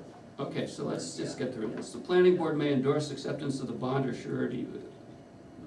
No, and we don't need that unless we actually record it. Right, So you If- would need all right, a, if recorded. yes, for the road. Provide a copy of each of the following. Most recent deed to the property if not on file with the It's on town. file. Okay. Yes. All present or proposed easements, covenants, reservations, or restrictions benefiting or burdening the property if not on file with the town. The location of all areas affected or to be affected thereby. Okay, so that's a yes. Agency approvals. Submit a complete copy of all applications submitted to communications with and approvals from any federal, state, or town agencies having jurisdiction over any aspect of the proposed subdivision, including the following: New Hampshire Water Supply and Pollution Control. They don't exist anymore. Okay, that's, Can we just say, if recorded, No. this is not, we No, we can't. need to change that to New Hampshire DES. okay, so, Water supply and pollution controls, but, okay, let me just go through these quickly. Division, never mind. Dredge and fill permit, septic systems, water supply systems, significant alteration of terrain, New Hampshire Department of Highways, driveway permit. we have that already, the All right, driveway so permit, yeah. as I'm reading But- these, But we're gonna need, I mean, assuming it gets recorded. so all of these are, if, We would need Okay. wetlands permitting, and I don't know, would you need any zoning board stuff to build this? Well, it really depends on the configuration of the lots. You know, looking at lot 2, you have a huge amount of wetland buffer Yep. and then steep slopes. I don't see any way of accessing that lot or where you could put a septic that wouldn't be in one of those, so I Right, think so you would there's need zoning approvals that so you would would be need needed, yeah, zoning approval. all right, so, yeah, these are all if needed, yeah. right? Yeah. So that includes New Hampshire Fish and Game Department, No, that's no. Okay, New Hampshire Water Resources Board, no, New Hampshire Wetlands Board, yes. okay, so we don't, If recorded. Doesn't exist. Is that what we're saying? or we sit, Well, they would need it just for that stream crossing, to put the road in. so do we want it now, or? No, no, no, no, we So this don't is want it all now. if recorded? Yes, I mean, it's totally possible to do that work, but they would need to do it. Okay, and so, you know, I Yes. need specific answers, so for, Okay, so- for NHDES, that's if needed. If needed. Dredge and fill permit, If recorded, I think is what we said, right? Right, we would. oh yeah, I'm sorry, That's the Thank you. wetlands permit. I've been reading this too long, Yes, if recorded. yes, if recorded. So dredge and fill septic systems, water supply systems, No, no? So that's just waived, right? what's not NA, applicable. yeah. A significant alteration of terrain, Nope, New Hampshire Department of Highways driveway permit, already have it. so that's a yes, we've Is this got. in the same location as where you got the other approval for? I'm sorry, Is this the same location? I'm not sure. No? I don't know. Oh, okay. Okay, Be good if it were. Yeah. I mean, so if it's not, we might need another driveway permit at that location, if this is not the same location as they got permitted before. Can- Can all If it's this- like 3 feet to the right or something, or? That's up to the state, you need to ask them and say, they can say, oh yeah, that's So, okay. what are you saying about the driveway permit? If they have a permitted location that's not the same as shown, we might need a different driveway permit. Alright, so what do you want me to We put can put here? it where, Only if we can put recorded. it where it was. I don't know exactly where it was, but I'm sure we can adjust it. So if recorded, or you want that anyway? No, I don't really need it. Well, just tell me. Yeah, I mean, give them a call and see, or Will's gonna put it in the same, exact same location, that makes it easier. Okay, but what, The exact I'd, same I'd like an location. answer of what, I think if recorded, we need to have a driveway. We need to have a driveway permit And they that already have it. coincides with the location of the intersection of the road and Route 10.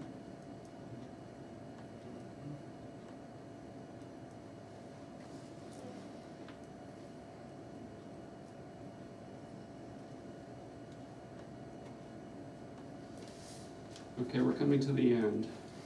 No way. Way. Alright, Lyme Planning and Zoning Administrator Building Permit. I would issue one if you're, Recorded. if recorded. And, sign permit. Again, if you're recorded, you wanna put a sign saying Rich's Development, Pinnacle Park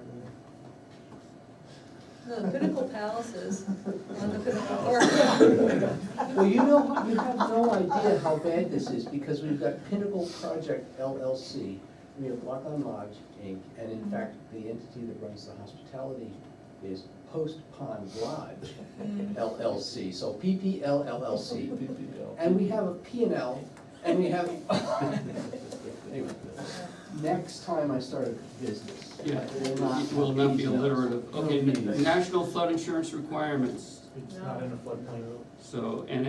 Okay. Oh my gosh, that's. Alright, I'm done. Nice job, John. This is Wait a minute. like dragon.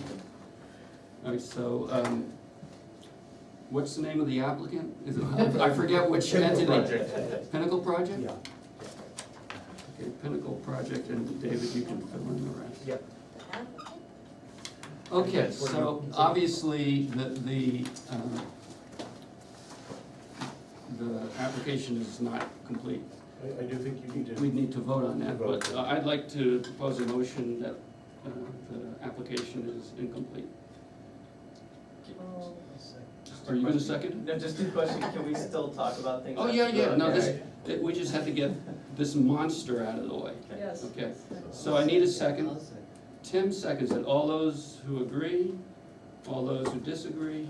Okay, so now we can get down to, We're providing you with those things that are incomplete. yeah, so those are the things we're gonna need. David, can we get? Yeah, we- that list? Yeah, thank you. Okay, so were there specific, I mean, I have a bunch of things, but are there specific things that you wanted to go over first? Well, yeah, there are, I guess one question that I had that was, can we get, do you guys concur with basically our spreadsheet in general, or are there things I have that- questions. Yeah, so right, I'm sure there are questions, I guess I'd like to kind of talk through that, or find Okay. out if there are ways that, you know, we assume some methodology, and we need to kind of iron out what Yeah, what you guys are I in agreement with. have some questions about the methodology. So, you said you used weighted averages, and that through getting weighted averages, well, we'll just start with the weighted averages. You talking about for the lot size? Yeah, Yeah, so that was, so there's a section in the rules that talks about, you know, the lot size for the rural district. Within 1,000 feet of the state highway, is required to be 3 acre, anything outside 1,000 feet is 5 acre. And so that line runs about, it's right in there, there's a line right there. I didn't see that line, I mean, those are on all the, okay. Yeah, which it looks like we're in, but there's a line here. Just shy of the culvert. So. Oh, I see it, yeah. So lot 1 is entirely in it, and we've provided a 3 acre effective area for that property. And then, in No, lot. I guess my question is about the process of of the weighted averages as opposed to just, the way, or maybe I'm just Well, misunderstanding. There are two weighted averages, there's weighted averages on the width calculation, Yeah, and then there also are the weighted averages for the areas on the side of the 1,000-foot bound, is that correct? Right, and so it wasn't really defined as to what defines a lot that's within 1,000 feet or outside 1,000 feet, and so we decided to, take a weighted average of this portion and assign it the 3-acre requirement, and then the area outside of it, the 5-acre. And so it basically adjusts the required effective area from 5 acres to somewhere between 3 and 5 acres essentially, instead of having the effective area be entirely 5 acres, like it is for lot 3 and 4, because they're entirely outside of so it's an assumption you're making there. Well, Right, he's and we were- testing this assumption by talking about it. Right, that's exactly. Because I think. Can I? Yes, let David. I'd like to, the section that talks about it says, the minimum lot size in the rural district is, 511 lot size on page 37, 511B, the last sentence. The minimum lot size in the rural district is 3 acres for land within 1,000 feet of the state highway and 5 acres for all other lands. Because the lot is not completely within that 1,000 feet, it does not apply, in my opinion, as a zoning administrator. It does not apply, or you can't use the 3 acres. It's 5 acres if it's splitting that, even if it's splitting that line. I mean, I guess we read it and to say that it reads land within 1,000 feet, and that's what we did, we literally applied the 3 acre. So what if you didn't use the weighted average, how would you still do this, or? Lot 5 still meets it, lot 2 does not without it. So lot 2 has 4.88, actually that number's not on there, but if you were to add the effective areas together, it's basically 4.88 acres. So of can you effective area. borrow from lot 1 or lot 3? Some extra, that 0.22 acres, so that you can make it? No, but we could possibly borrow it from lot 5. That's where we got into, like, this is kind of how we got to 5 acres, is Right, using this. the weighted, yeah. the So if weighted David average. doesn't think it works, then, can you juggle the lines so that? Yeah, you might have to readjust. So if there's even 1 foot of a parcel that's outside the 1,000-foot line. I would have to, say yes, because the zoning, it's a permissive ordinance. It tells you what you can and can't do. It's if you're within 1,000 acres, you can, or 1,000 feet, you can do a 3-acre lot. All other lands are 5. And so my reading of that is if it crosses that, that's part of the all other lands. It's either all within that 1,000 feet, or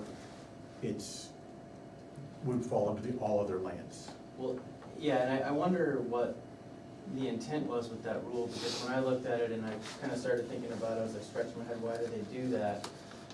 And I had to assume that it had to do with access, right, being accessible to the state highway. Well, And it's so to try to keep development close to the road, so you're allowed a greater density closer to the road. And then as you get further back, you're gonna have to increase your density, or decrease your density. And so, So David, who makes that call? I mean, I understand your interpretation of that. Is that planning board or the zoning board? He's the zoning administrator, he makes the call, he interprets the zoning ordinance. If Rich doesn't like the way David's interpreting it, he appeals to the zoning board, Zoning board, not to the that's my planning board. question. Yeah. Not to us, so we don't address that here tonight. That's what. Well, if you don't like what he if said. you don't like what I say, Yeah, then you, yes, yeah. you can absolutely, and that's You why I feel said, his as the decision. zoning administrator, that would be my reading of it. But he needs to put that in writing, and then you have so many days to appeal his decision. Okay? So that's the 2A, 2B, 5A, and 5A. 5B is those are the parcels that are inside and outside the Correct. 1,000 feet? And I guess a little bit of it in lot 4 is. There's a what tiny we bit in didn't lot bother 4. with that. And really, after we did the calculations, lot 5 meets it without doing that averaging, so. I was wondering about that, because when I added it up, it met it, so I didn't know why you'd. Well, you Thought could we were shift the gonna road do it. over a little bit to give lot 5 more. I know, I think there's some, I mean, there's some things we could do probably. Well, I think what we're trying to get, yeah, we're trying to get that information, get the constraints nailed down. So Right. Yeah, so now you know what you need to. So, with lot 3, I've got a bunch of questions about that. Actually, do you want to address the averaging for the lot depth also? Yes. Oh, sorry, yeah, okay. Well, same, well, go ahead. I don't remember where that section. The section, I have to look through this again Find it for to pull it out exactly. you. Yeah. But the width to depth ratio clearly says that it's the average width of the lot. And again, my reading is that you would break the lot up into a certain number of intervals, equal intervals, and measure across the lot, average those. The more you do, the more accurate your number is going to be. That's exactly what we did. Okay, so that's page 37, 511C, building lot depth. But we didn't really provide that to you in the application, so I mean, I have here a sketch of essentially what was done, which is, so for each jog in the property line, we got widths, and then there's associated length there, right, a depth.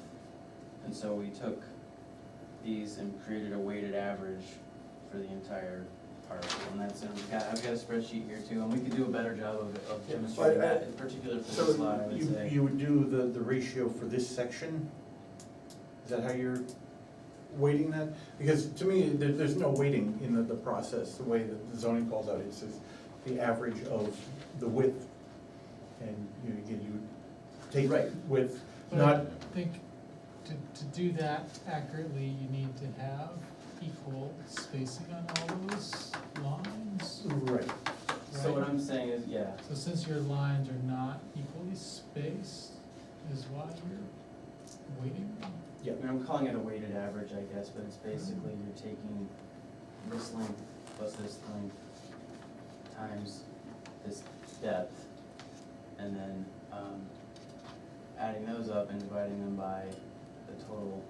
Yeah, no, Of that these to me lengths. is not the way that this ordinance calls it out. It calls out for the average width and then dividing by the total length and getting your number, not breaking it up into smaller pieces and getting those numbers and then averaging those numbers. So how would you do this? How I would would- you do this? I would look at the total depth of the lot, and then I would choose a number of equal sections that you're gonna break it up into, and, start at the center and work your way on either side, and you'll go directly across. And then add up those, let's say you decide to do 10 averages, or 10 break it up into, 10 equal sections. You have your total length, and so you take your total length, divide it by 10, and then you would put those break lines across at that interval. And divide by 10. Now, the difference in what we did was looked at, okay, this section is a much larger square foot area of the parcel we're talking about, so we weighted the width of that portion more than the rest of it, right? Because that's made sense to me, but, if there's a methodology, I guess I'd like to see it laid out for us so that we know what we're supposed to be Can you help them with that? calculating, right? Yeah, well, I think, It says average is all that it says. so and we that's all kind of- the zoning says, again, so as a zoning administrator, to me, the average is just a number that you choose, and to me, the more width you are averaging, the closer you're gonna get to the correct average. So if you do it 3 times, it's gonna be a fairly So you're gross. saying we can do it as many times as we want, as long as we just do it at equal intervals? Yes, Okay, we can do All that. right, there's a methodology, Do we you like- agree? does that make sense to you as far as? Yes, it does, 'cause Okay. that's, That's it would, fine. if it was a rectangle, it wouldn't matter. Right. Right, you get the same. And that's To get accuracy. So, I know, but what do we do with that? I get what you're doing, I think it's, it makes a lot of sense intuitively, but I think David just needs it done. That's fine, I mean, Exactly we how can the do it. zoning is. Yeah, that's. Yeah, you could pick feet, you could say do it every 10 feet. Every 10 feet. Every And 100 then feet. whatever, maybe you get 36 lines and then you divide by 36. Okay. All right, we got that? Got it, thank you. Anytime. Okay, so can I ask are we done with that? Can I ask about Go for this it. lot? Okay, so, lot 3. That's like, that's essentially all in the steep slope area. So, where would your substantial area and the 4,000 feet and all of that be? Yeah, I think that was something that David pointed out to us, and I think we're gonna have to adjust our Okay. layout. Okay, so that's I didn't- I fine, that's missed all that you. part of the ordinance, of the, just kind of buried in a paragraph somewhere that I Yeah, didn't see. no, I understand, I understand. I just wanted to make sure you were aware of that. And then I guess this is a question really for the board. With lot 5, I mean, we have to approach this as a real subdivision. And, you know, this is, we're supposed to have appropriately shaped lots. And I understand, you know, what the applicant is doing and why, and that's fine. But from the board's point of view, I mean, I have a little problem with that, because that looks like a gerrymandered voting district to me. That's just my opinion. Well, I mean, on any lot, you're still gonna have this shape, Yeah, I'm not, but you also have. the long This tongue. long, Yeah, it's a pretty weird lot. Anyway, that's not something that I'm telling you that it's caught my attention, but the board may disagree with me, and I may be convinced by the rest of the board, but that's just something I'm pointing out. Yeah, I guess we'd like to hear what the board thinks about that, because, Right, that'll if we need affect. to adjust that lot, it would be nice to know. Hello, board? Is there anything gained by that little tongue over there? Yeah, well, I think I was gonna suggest, I mean, it's possible that we could just make this road right of way, and it may become a drainage easement area anyway, so, I mean, I think we have additional, I don't know, but I guess I was gonna say, if we just cut that little section off, does that help things? I mean, I guess you could add it to lot Or you 1. could just make it, could the board consider it just being open space to be, Well, let me ask everybody, is that a concern for anybody else, or is it just a concern for you? No? No, I was gonna say, I think it would be nice if you could get rid of that tongue, you know, if there's a way to do that. and the reason that's Because it there is- is because the road doesn't wanna be in the wetland, Right. basically, Yeah. so that's Right. why that's. Which there, is but important. Right. It's kind of unusable in terms of lot 5, I suppose. All right, so does anybody else care about that? Speak now or forever hold, I don't hear anybody else I care. don't really care I don't about really it. care. Okay, so you're fine with that.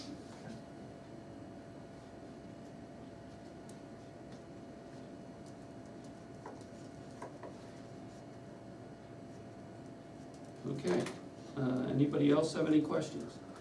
I was questioning the elevation change at the end of the road, and getting onto that point, what is considered the end of the road? It's a, you know, it could be considered the beginning of the circle for the cul-de-sac, but yet, if driveways are coming off of that cul-de-sac, I would consider the cul-de-sac to be part of the road. It is. It is, okay, Yes. that would be my interpretation. Yeah, is that- that's all part of the road. And so there is a limitation of length on that, and I believe that this layout with that cul-de-sac is too long. All right, it's 1,200 feet. Well, what we're seeing here is right of way, so there's not a road that's been defined in there, that's the right of way. So the road will be smaller within that, obviously. Okay, I But think just so we know, I mean, yeah, I read permanent cul-de-sac road shall not exceed 1,200 feet in length and shall terminate in a suitable turnaround. So I guess I read that to be the termination of the road is 1,200 feet. I don't think it's gonna really matter with this, I think we can adjust it so that if you think that the end of the road is basically where the turnaround begins. My feeling is that That's it's fine. the end of the turnaround, because if you're having driveways The end. off of that cul-de-sac, Okay. then you're going to be using that as the road. And If where it was does- just a, So on this, do we have any idea where 1,200 feet is? It's the, from the edge of the road to the center point, I think is a little under 1,200, it's like 1,175. So if we go to the edge of it, it's a little more. So what he's talking about is just pulling that circle back. Yeah. a little bit. and then, but along with that is, I was concerned, and again, you did the 2-foot contours like the application said, having a profile of the actual layout of the road to see that that doesn't go over the, I think it's a 10% grade. Let me double check that. Your email, you said 13, and I was like, that was right. For roads, I think The grade of the road? where the road, Yes. Hopefully, wait.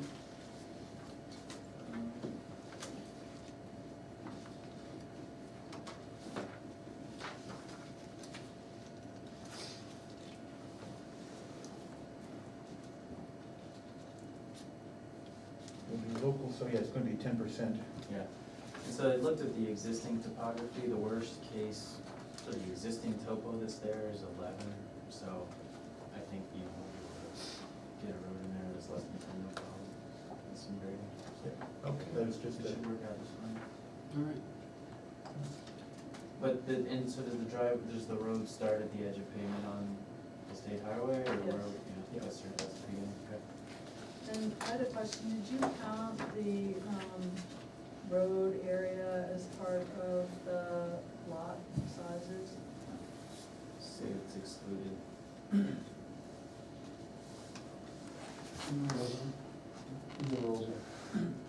Well, no, I mean, we Oh. just can't count the road right-of-way portion as a part of any lot, it's Oh, gonna I be see, a just. common area.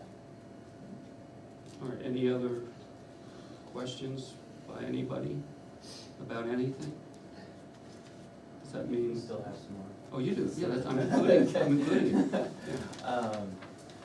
Well, I mean, as Rich has explained, you know, we're trying to get to a clustered development, and, you know, I think we'd like to understand a little bit more what your interpretation is of the lot size averaging provision and the potential for a 25% density increase. You know, my opinion is that, you know, how can we tell you that now, really? I mean, I can tell you what the process is, and I think I gave this to you some years ago. Yes, right, Yeah. right. So, I mean, this is the process that will go through. But, I mean, I guess maybe you can flesh out your question. Well, it's up to the planning board as Right. to whether they allow a density bonus, and I guess we're wondering what criteria you're going to. We have to use. follow the criteria in that section, and do you still have this? Well, that's, I don't think Will has it anymore. Anyway, it's just basically, Is that a portion of the- this is a sheet that I made for myself to work, it's a worksheet, so it's not, I wouldn't rely on this, I just go by the ordinance, but It's the essentially, language of the ordinance? it's my, Yeah, that's really. Okay. my interpretation of the language to myself so that I can work through these things. But essentially, you go, the planning board has to, you know, it says it may reduce lots in accordance with the objectives, so it's a may, it's not shall. It's in accordance with the objectives of the master plan to promote the most appropriate use of the land, to facilitate economical and efficient provision of public services, and to allow use patterns which preserve agricultural features, outstanding topographic and geological features, and natural and scenic qualities of open land for conservation and recreation. Second part, shall establish the maximum number of lots in a subdivision using LSA, except as provided in 5 and 6. The number of lots shall not exceed the maximum allowed median lot size road frontage. In other words, won't exceed what you would get. Shall determine lot sizes, frontages, and setbacks based on the character of the land and neighborhood, the adequacy of the soils to support on-site wastewater disposals and wells, safety of access and traffic circulation, other issues relating to the future use and enjoyment of the property. Setbacks from other properties not part of the application shall not be reduced. And setbacks may be reduced only when a planning board approved internal road. Yeah, that's minor stuff. When the planning board approves lot sizes, reduced lot sizes, it shall designate an area at least equivalent to the reductions in lot size to be set aside as open space. Planning board shall determine location and configuration based on the 4 criteria in part 1 that I read you, and may require zoning or permanent conservation easement, et cetera, on that open space. May approve up to 25% more lots than usual as an incentive to conserve open space when dealing with subdivisions of over 20 acres, which you have, or when the planning board agrees that the applicant meets objectives in part 1. And designated open space shall be contained in a contiguous area of no less than 75%, blah, blah, blah, and shall be protected. So, I mean, that's something, speaking for myself, I'd need to work through as we go through it to see, do you meet this standard, do you meet that standard, do you meet that standard? Where are you putting this? How does it impact these criteria that we follow? So, I mean, it'd be impossible for me to say without without knowing anything. First of all, without your having a subdivision, and then secondly, without, your design. I think the first part of the increased density option A is an incentive to conserve open space. What are you willing to conserve? And if the planning board feels that what you're willing to conserve is a greater benefit than the extra lot, then that puts it for consideration. If what you're willing to conserve doesn't seem to be worth that extra lot, then So, I mean, the answer to your question is that I don't think we can give you a sense right now, because we don't have enough information. Right. And I think that, I think we'll have to, I'm just thinking when we go to design the cluster development, we're going to need to know how much building. What I would suggest strongly is that when you get to that stage, you come in for an informal. Sure. Wait, to what stage? To talking to architects? For your design. I'm just going by what Will said, Yeah. when he gets to this, what did you just say? When we get to the cluster development Yeah. design portion, or when we're starting to figure out how to site buildings and Right. how many we have, that is gonna be dictated largely, well, I mean, we can design it based on how many of our conventional lots were allowed, but it would be nice to know if we're going to have that additional bonus area to work with I as we don't. go into design. Yeah, of course it would. I don't know that, how definitively that would be answered, but I would really suggest an informal so that we could see. We can see. And I'm sorry, I'm trying to be practical, but I'm the one talking to architects, and they're saying, well, are we building 4 houses or 5? 4 buildings or 5? Right. And I need to bring them all into you to an informal? No, you don't have to do anything. Oh, but how do I, But how do we how do we proceed? proceed? I would suggest you come into an informal to discuss your plans. So- But How can we for- come in? Well, for if you're going to do a lot size averaging subdivision, Yes. if you're going to create 4 lots, Discuss Yeah, where, you know, where those lots are going to be, what they're going to look like, Well, and how they're going to be clustered. Not necessarily what buildings are going to be on them, but how you're going to ask the board to subdivide the land.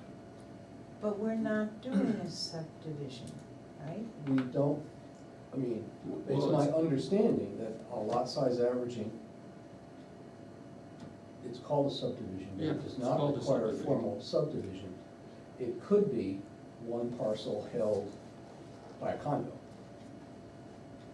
A single parcel, a single registered parcel. well, a condo And- is a subdivision, isn't it? Mhm. If you're breaking it up, yeah, so it's a Right. subdivision. I mean, but do we have to have individual, so this, I mean, I'm asking this as a naive question now. Do we have to have individual lots Yes. for each building, even if there are 0 lot line? Well, 0 setback lot Yeah, line? 4 lots, there have to be, Well, that's why you're going through this whole process Right. to figure out how many lots you Yes. can create Right. with the lot size averaging subdivision. And what the lot gives them is the ability to build a certain number of building footprint, a certain amount of lot coverage. That's and a certain defined amount by of the gross- lots that you are subdividing in your lot size averaging subdivision. So if you're doing a 1 acre, 4 1 acre lots, each of those 4 lots, your dimensional controls are based on 1 acre.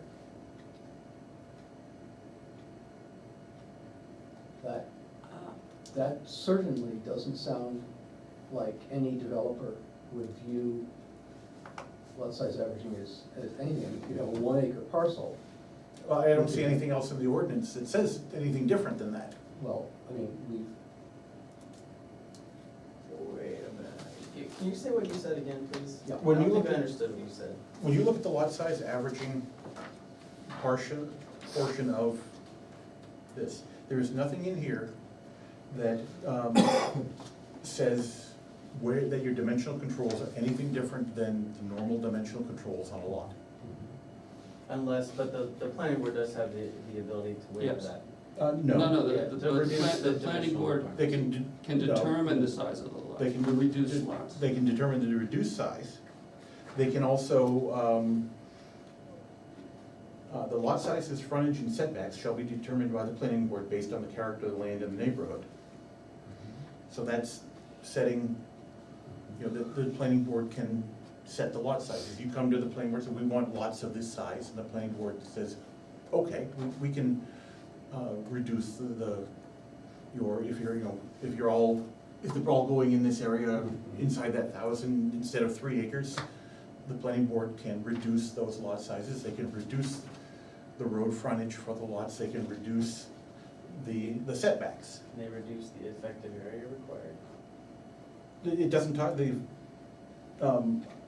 Or is that, I guess, my understanding is we determine how much effective area we have with these, and we generate the amount of lots, right? And then they can get smaller, but you still have the same amount of building footprint, the same amount of lot coverage I within a smaller don't see that area.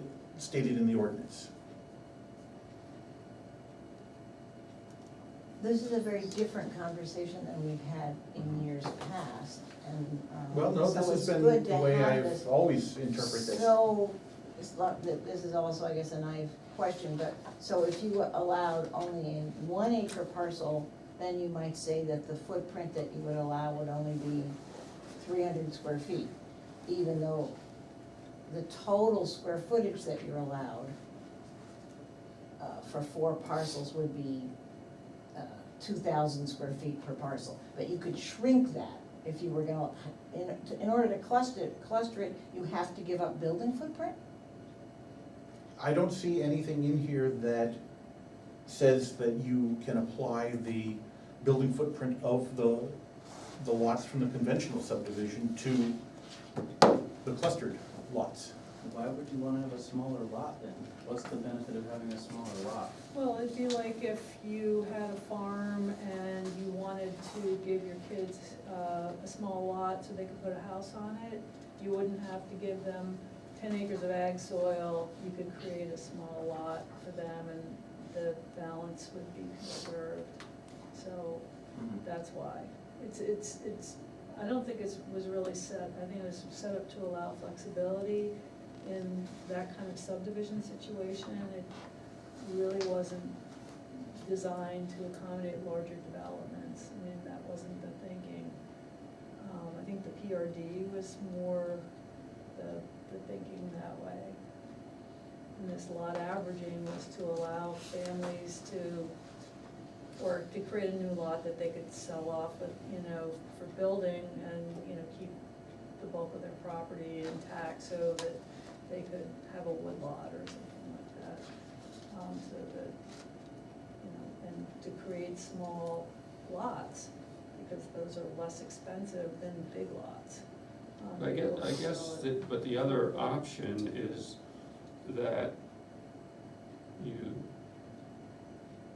don't reduce your lots beyond the degree that you want, but you cluster them. Can we cluster them without lot size averaging? Without what? Without lot size averaging? Not without, well, the only way you'll do Not lot unless you're size really lucky averaging with is, you still have the minimum lot sizes that you would have to meet. The lot size averaging allows you, the lot size averaging will allow you to go below the minimum lot size. You can cluster 3-acre lots within 1,000 feet or 5-acre lots, if the land is beyond that, but. But the houses are then gonna have to be far away from each other. Well, no, because the planning board can reduce the setbacks, so you can bring them closer to each other. But they have to be within these lots, is that what I'm understanding? So they're. Yes, you would have to, if you were going to put use the dimensional controls for a lot, build a building that it maximizes that, you would not be able to take the area from an adjoining lot. You can't do that. No. I thought that's what you were trying to do. That's what everything I've read about lot size averaging, that's how it works.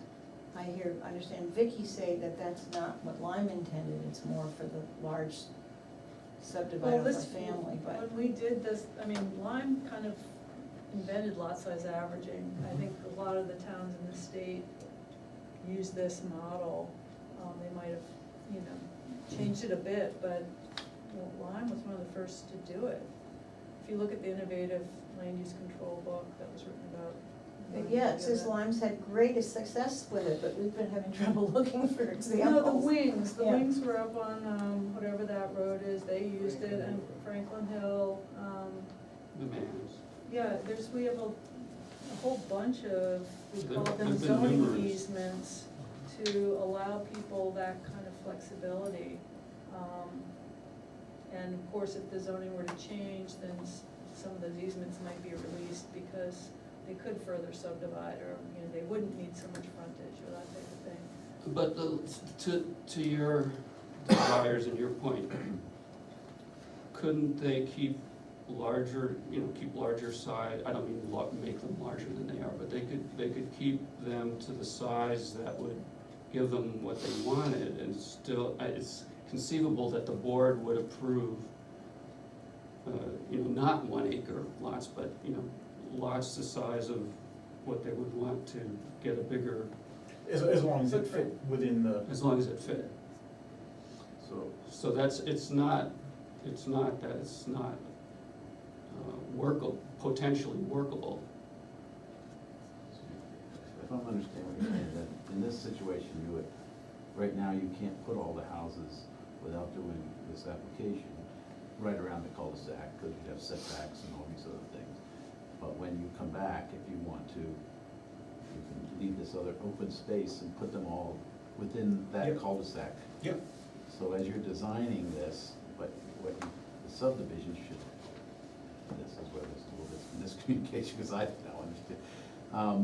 This design should have been to have these pizza pie, little pieces of land, wherever you intended to have the lot size averaging clustered, and then spider out huge parcels of land behind it. Yes. And then you could have come back after you've determined how many of those lots you could have had.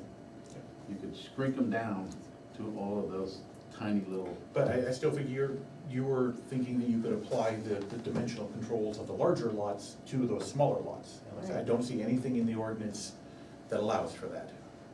So just so we're clear, let's say these calculations were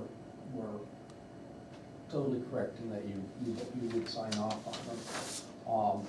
So we've got a building footprint for lot 1 of 2707, lot 2, 4200 and change, 4300, 4500, and 4800. Those are the building footprints calculated for these lots. You're saying that doesn't apply to shrink. I don't see anything in the ordinance that and that allows we- you to do that. Or prohibits it either? It's a permissive ordinance. If it doesn't say you can do it, then you can't. So that were we to say we'd like, for good and rational reasons, we wanna cluster them here, to not spread them all across the countryside, that would simply be infeasible according to lot size average. Well, I mean, depending upon what, I mean, if you're saying you want your maximum sizes according to what David is saying, that would be my interpretation of what he's saying, yeah. So. Yeah. Again, I think it might be possible to keep a size of the lot that, I don't know exactly what you want, but might be workable to you. I think the point is, you may not have to shrink the lots.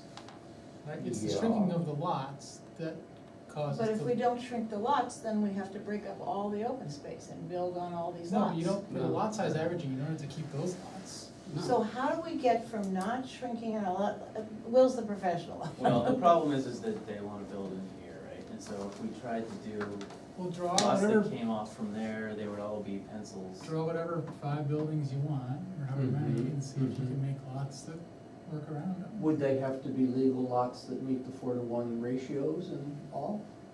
That Yes. dimensionally, are they allowed to waive the 4:1? I don't see it in here. I don't see it in here. The only thing I can see that the planning board can basically change is the lot sizes, frontage, and setbacks. That's all that's allowed, the board is allowed to change.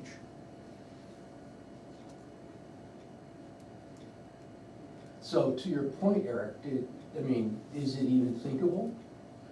I have no idea. I mean, Okay. it'd be a similar exercise as what you've done, to try and carve up the land in a way that, Well, you know what, lot sizes, okay, yeah, but you can't, So, if you wanna have 4 buildings that are close together, if you can put 4 lots together where you're put the buildings where the 4 lots come together. Even if it's not so good for the land or the animal patterns or Well, views or, I'm, we'll start with whether you yeah, can draw the picture or not, right? Whether you start with whether you can actually make the lots.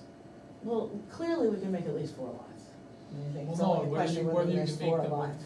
with each one Right having a now, building right area. now, your within cluster is all around that cul-de-sac. Yeah, Right. right now your cluster is like. And it's a terrible place to have to Right. build, it's, Okay. for many reasons, that's a bad place to have to build. It's more than 1,000 feet from the road, which, Well, that's one thing. well, no, it's actually because you're putting in the cul-de-sac, that Well, that I mean- road, that subdivision road would be on a plat and is acceptable to go 1,000 feet beyond Are there that. copies in here? Can we write on this? you can write on Right, that. so- It's fine with me. Like maybe you're doing your cluster in here, right? That's what we're trying, Right? yeah.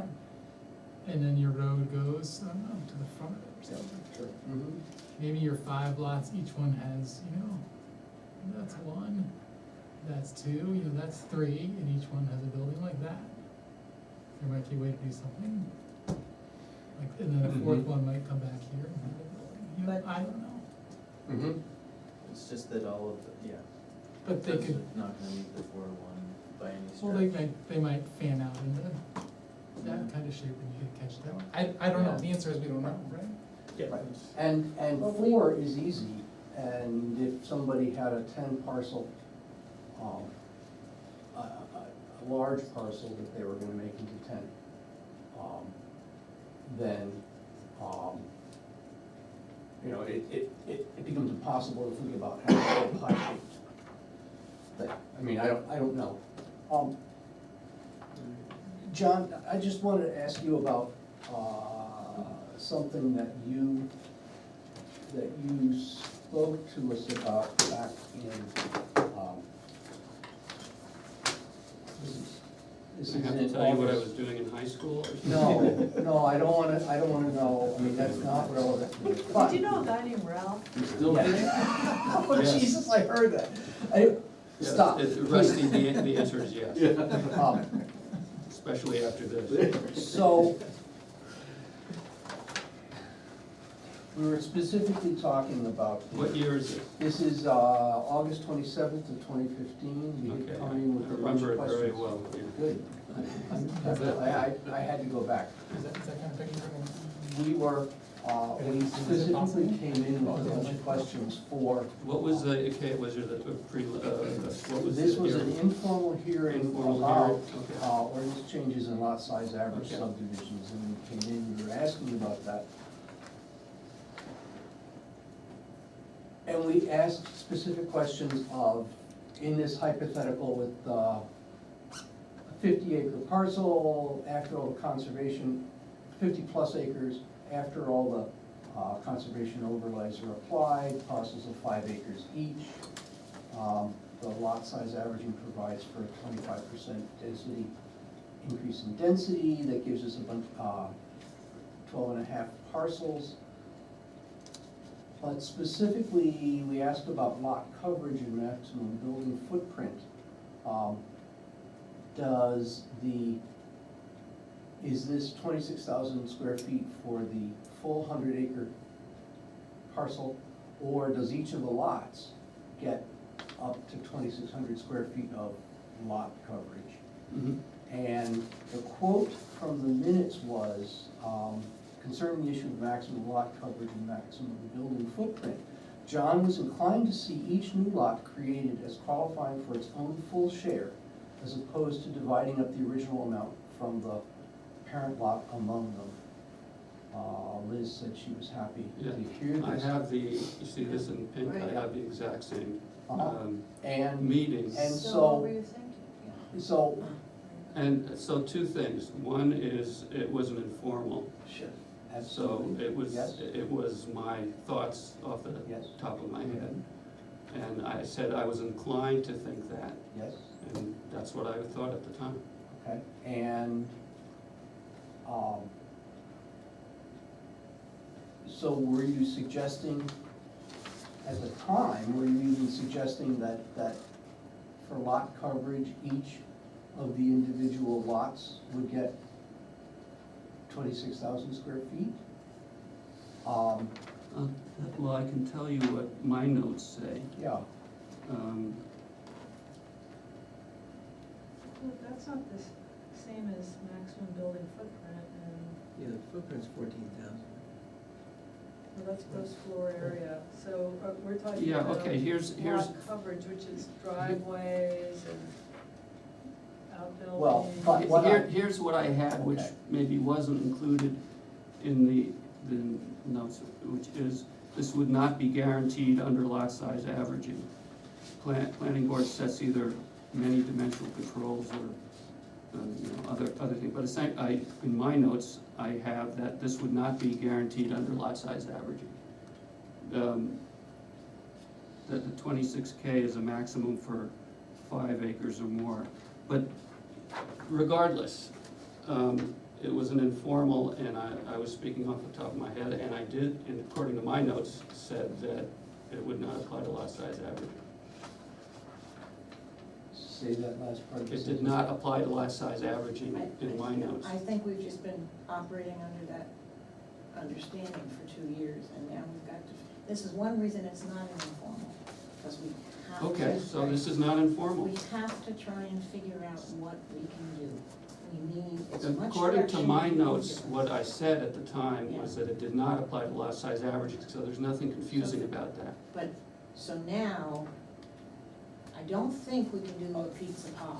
So we're either facing breaking it all up, Mhm. or not, having to pay $500,000 for property where you can only build 4 little houses. So what are the sizes that you want? Well, I mean, Well, my house is 2,700. 3,500 square feet right now. I'd like to build another house that's my size. I So think most of the people who are 3,500. moving there in footprint. Yeah. Most of the people who want to move there are people who have significant resources and would like to build comfortable houses. Right. So I would guess $3,000 to $4,000 in square Three- feet. yeah. That would be Yeah, nice. that would be That would good. But I'm If you- just if you get that guessing, builder, let right. me know. And then, of course, we'd like to have barns and workshops and all Right. that sort of stuff, So, which I thought would fit into. what would fit? And you wanna put these close, put all the houses Together, close right, I don't wanna So break what- up what- in Within property. within like 100 feet of each other? Oh, closer, as close as possible. Yeah. And so I don't what, wanna go out in the what winter. would fit? I still want a common house and a common kitchen, yeah. What would fit? Under, for instance, an acre or 2-acre lot? Have you done that calculation? Well, an acre is 49,000 square feet, so called 43. 53. 560. Yes, I know, but I can't do the fancy numbers in my head, but 43. 871 square feet is how much building footprint you would be allowed with a 1 acre lot. 871? And that's if we have an effective 1 acre, Yeah, not. so that's not, Yeah. So we need so you need, at 3 times, at least 4 4 times. times. Yeah, you need 4 acres, Effectively. yeah. And that's a problem. Yeah, So- 4 exactly. so am I,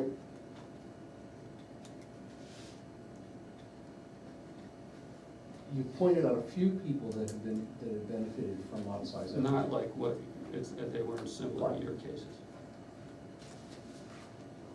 Can I just ask, what was the provision they were using for the crossroads that was just The here? plan Sounded very development. similar to this. Plan Plan development is similar, but you are allowed to aggregate the acreage for the lots. And plan development's only allowed in the commercial district and in the villages. That was the very first change we tried to implement 10 years ago.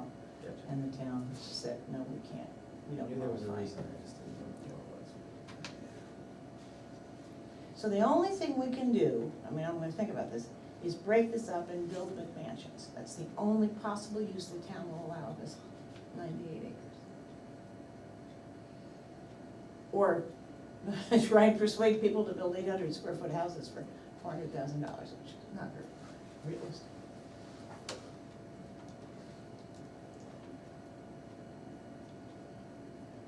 That was kind of a question, is that any, That's a Well- question.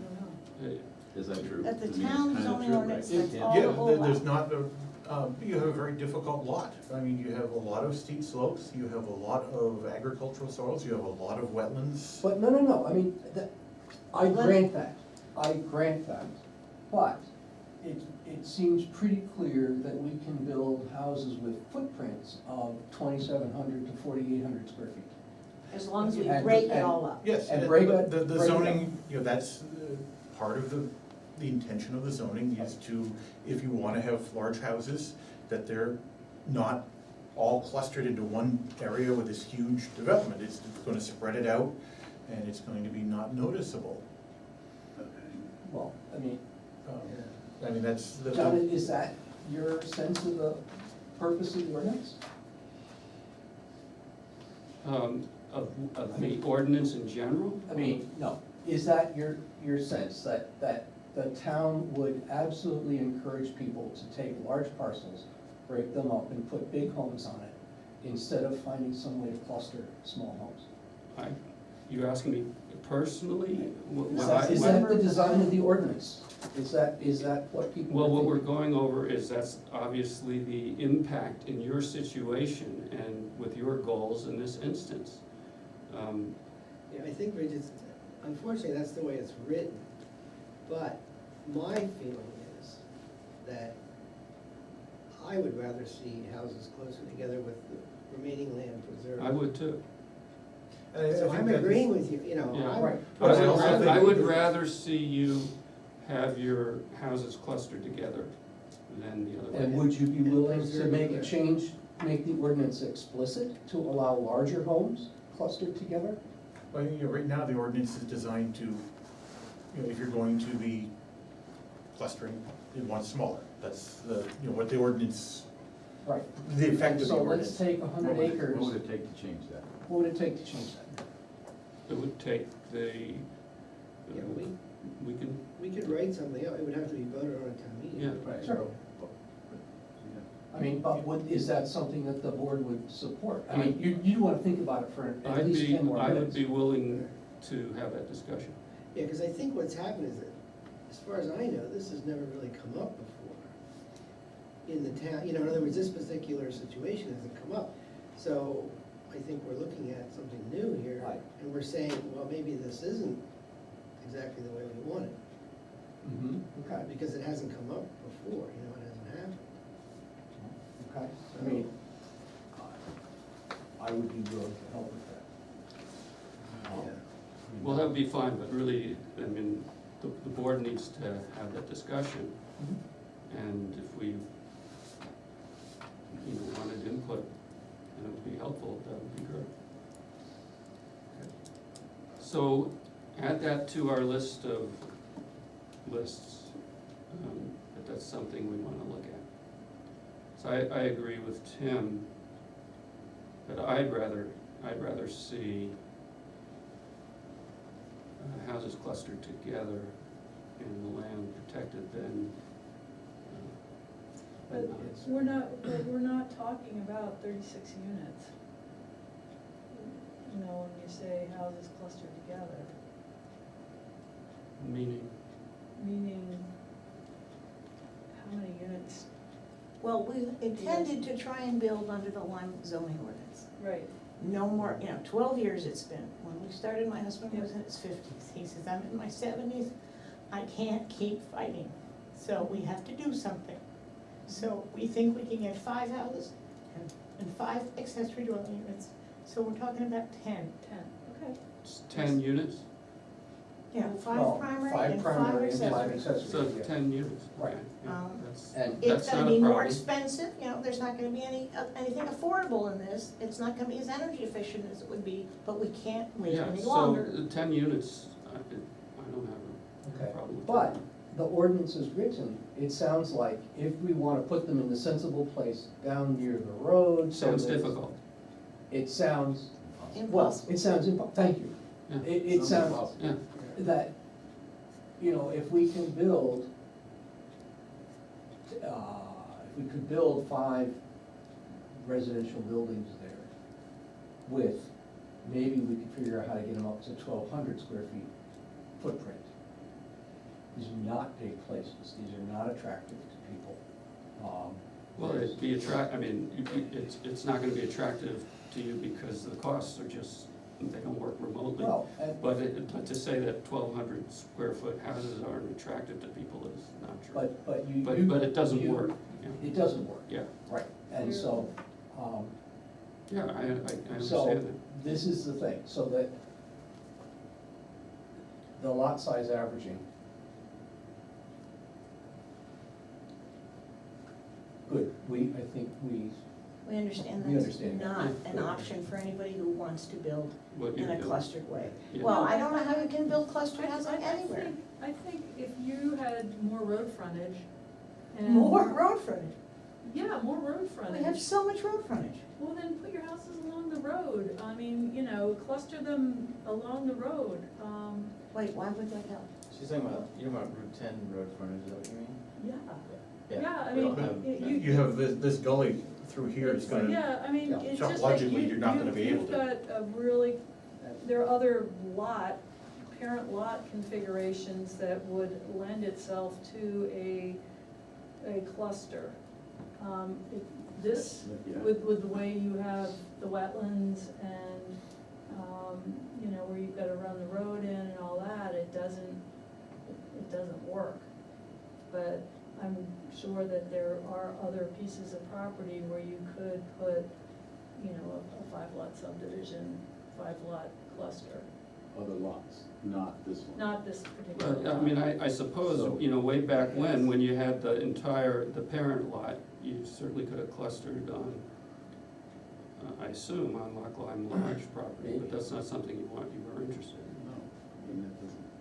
But it was, No, but that would have been, that doesn't make It would have Right, would have been meant possible. closing a business Right. that provides a. But this is, yeah, but when you buy the lot, you buy the lot.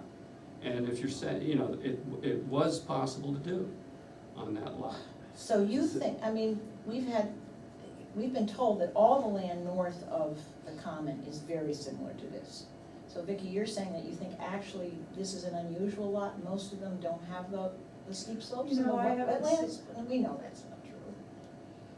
Right, yeah. there's plenty of land, that's flat, that's, you know, and not riddled with wetlands. Anyway, further let's not north. So get that's- it, right. this isn't constructive. Well, I guess what I wonder is the board interested in trying to change the ordinance to allow cluster development? Well, what did we, In the did you hear the conversation we Okay, just so had? that's, Does that answer Yeah, your I- question? Yeah, I think, my opinion is, I think the board should explore this, and I think we may have something for this year's town meeting. Yeah, because we have nothing else to do. well, it's way. You know, I would just say, don't make promises you can't keep. No, I'm not making progress, I said may. We also have the senior housing article, we have the consultants, you know, so I think we can put this at the top of the discussion agenda, but practically speaking, I don't know how we could get that done for this year. But if we can, we will. Well, I'm looking at this thing and going, what about,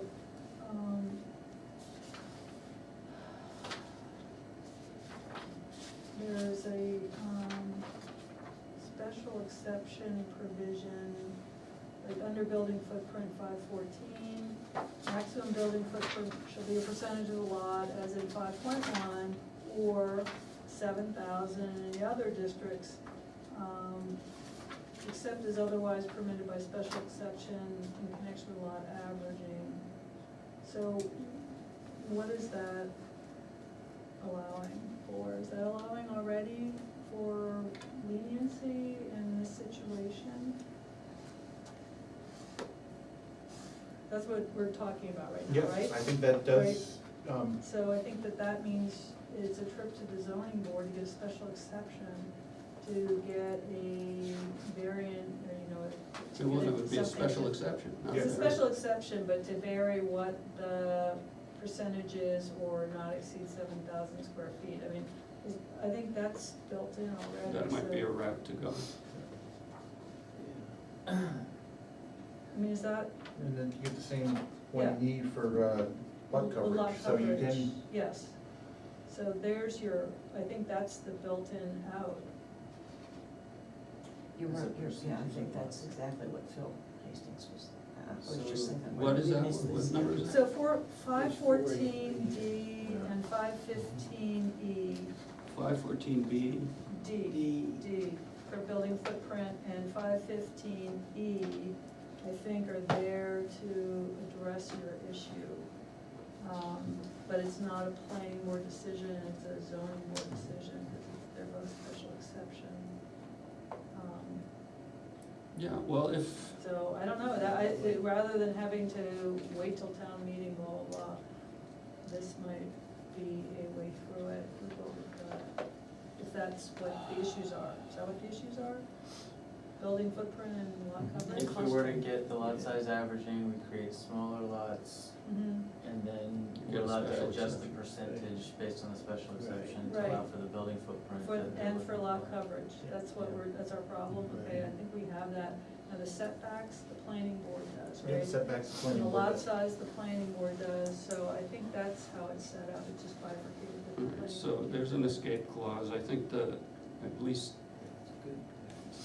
some, I kind of got the, I was pretty sure this worked. yeah, okay. And as a process, we get a bumpty bump lot subdivision 4 or 5. approved with the provisos, if it's recorded, lots of stuff happens. We then come to the planning board to say, we actually would like lot size averaging. Like that's average. And the planning board determines the size of the lots that could be allocated there. I think you come with a plan, and the planning board, they don't just, yeah. They don't say, right. Right, it's not. Yeah, right, Eric no, I was get doing it. a nice job for you there with the Yeah. pizza pie. Yes, and then you I mean, it's can, pretty much done. then you can, if those lot sizes aren't going to provide the building footprint and lot coverage you need, then you can go to the zoning, and once those are approved, then you can go to the zoning board and say, now we wanna get a special exception to make larger. Footprints and larger buildings. Still reflecting what it would have been if you had no more than you would have been otherwise allowed. It doesn't, That would be our proposal. Yeah, it right. doesn't, there's nothing in there that says, you know, You Because don't, for you more, don't need okay. small lots, right? What's that? well, You the, don't have to have small lots, I mean, they have to work, Well, they, Right. but they don't have to be they need- small. yeah, They And the need to land fit that's, them. and land that's conserved can be part of those lots. but the issue is 75% that, can be Yeah. there's still other parts of the ordinance that have to be met, you know, that you're Right, only right, allowed right. to have one residential building on a lot. Right. So if you're going to have, you know, 5 residential buildings, you have to have 5 lots in which to place Right. those buildings. But they don't have, the lots themselves don't have to be small. No, they don't have to be small.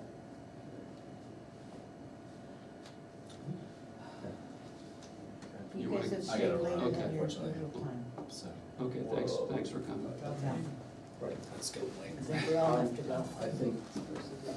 All right, so there's a road out of You the, might even be able to do it tomorrow, play with the computers. So are we going to, continue this till some I other guess I would ask time? that you So we continue, don't, yes. I mean, we do have to, we have to finish this process. Right. yes, so we should continue it. We don't have a completed application, so there's no clock running. And so the question is, when can the additional information be prepared and distributed to us so that we can then review it? When's the next hearing? Yeah, the 11th is, Every 2 weeks? well, it's the Well, 11th and the this- 25th are the next 2 in October. But we have Latham Tavern. You should have Latham Tavern on the 11th, and you also, I'm gonna give it to you, there is a driveway that somebody wants to build that crosses steep slopes and it needs planning board review before it goes to the zoning board. Okay, So I have that scheduled for that night also. for the 11th? Yes. Latham Tavern could be Yeah. painful if I'm there. Are Like, you gonna be there? Yeah, I'm planning on being there, not because I wanna be there. I have a site plan and, you know, a lighting plan that goes with it, and All right, this I'm gonna have doesn't, some this details, doesn't so affect them. I don't think you guys wanna, well, you're welcome to come, of course, but it, so 11 What's looks the like one it after might the be 11th? I don't think the difficult. 11th. The 25th. Yeah. yeah. The 25th is gonna be a better night. And then the 8th of November, and then it's Oh, not until guys. December. Yeah, it's half a year. Because the next one would be the 22nd, which is Thanksgiving, and typically But the we're board. talking about the 25th. Yeah. I'm just giving them November. Yeah, well, this right, time of right. year is, that's the usual thing. Well, that gives you, a month would be enough time. Would you, could we come in with the conventional and the LSA plan at the same time? And go over both of them? I mean, No, you can't, Why because not? you have already been noticed as a major subdivision. What the you LSA could, is what a new you, application? what It's you gonna be a new could, application. hold on, couldn't they come back to finish off the final subdivision stuff, whenever that is decided? But you could come back, we could go over what we could go over at that time and either make a decision or whatever. But then they could also schedule an informal about the lot size? Oh, absolutely, but you can't include it in this application because this But was that's a way noticed for you as a. to do what you wanna do. To at least have something for us to talk about. Yeah. Okay. So we would try and finish this hopefully on the 25th. How long in advance do you need Will's new drawings? Well, having them a week in advance is helpful, so Yeah, that we have it's some very time to helpful, review it. Because this is, We just there's can't get so them much the night going on for before. us right now. Sure. Well, it's, you know, beyond that, you know, if you have a job and, you know, you come home and this is like, you know, it's a lot to go through when you're. and- Well, having done all of this, I mean, I don't know how long it would take to decide on 4 or 5, but may I suggest that you set a certain amount of time for that and make sure everything was there, and then if you couldn't decide on the difference between 4 or 5 that night, at least leave us half an hour for an informal on LSA. I mean, it's okay with me if it's okay with you, I mean, I'd like to see if we could, you know, get this done, but if you want, it's fine with me, if it's fine with the rest of the board to do it the way you're suggesting. Well, I, as fast as possible, obviously. Yeah. Whatever, and you guys know what works better.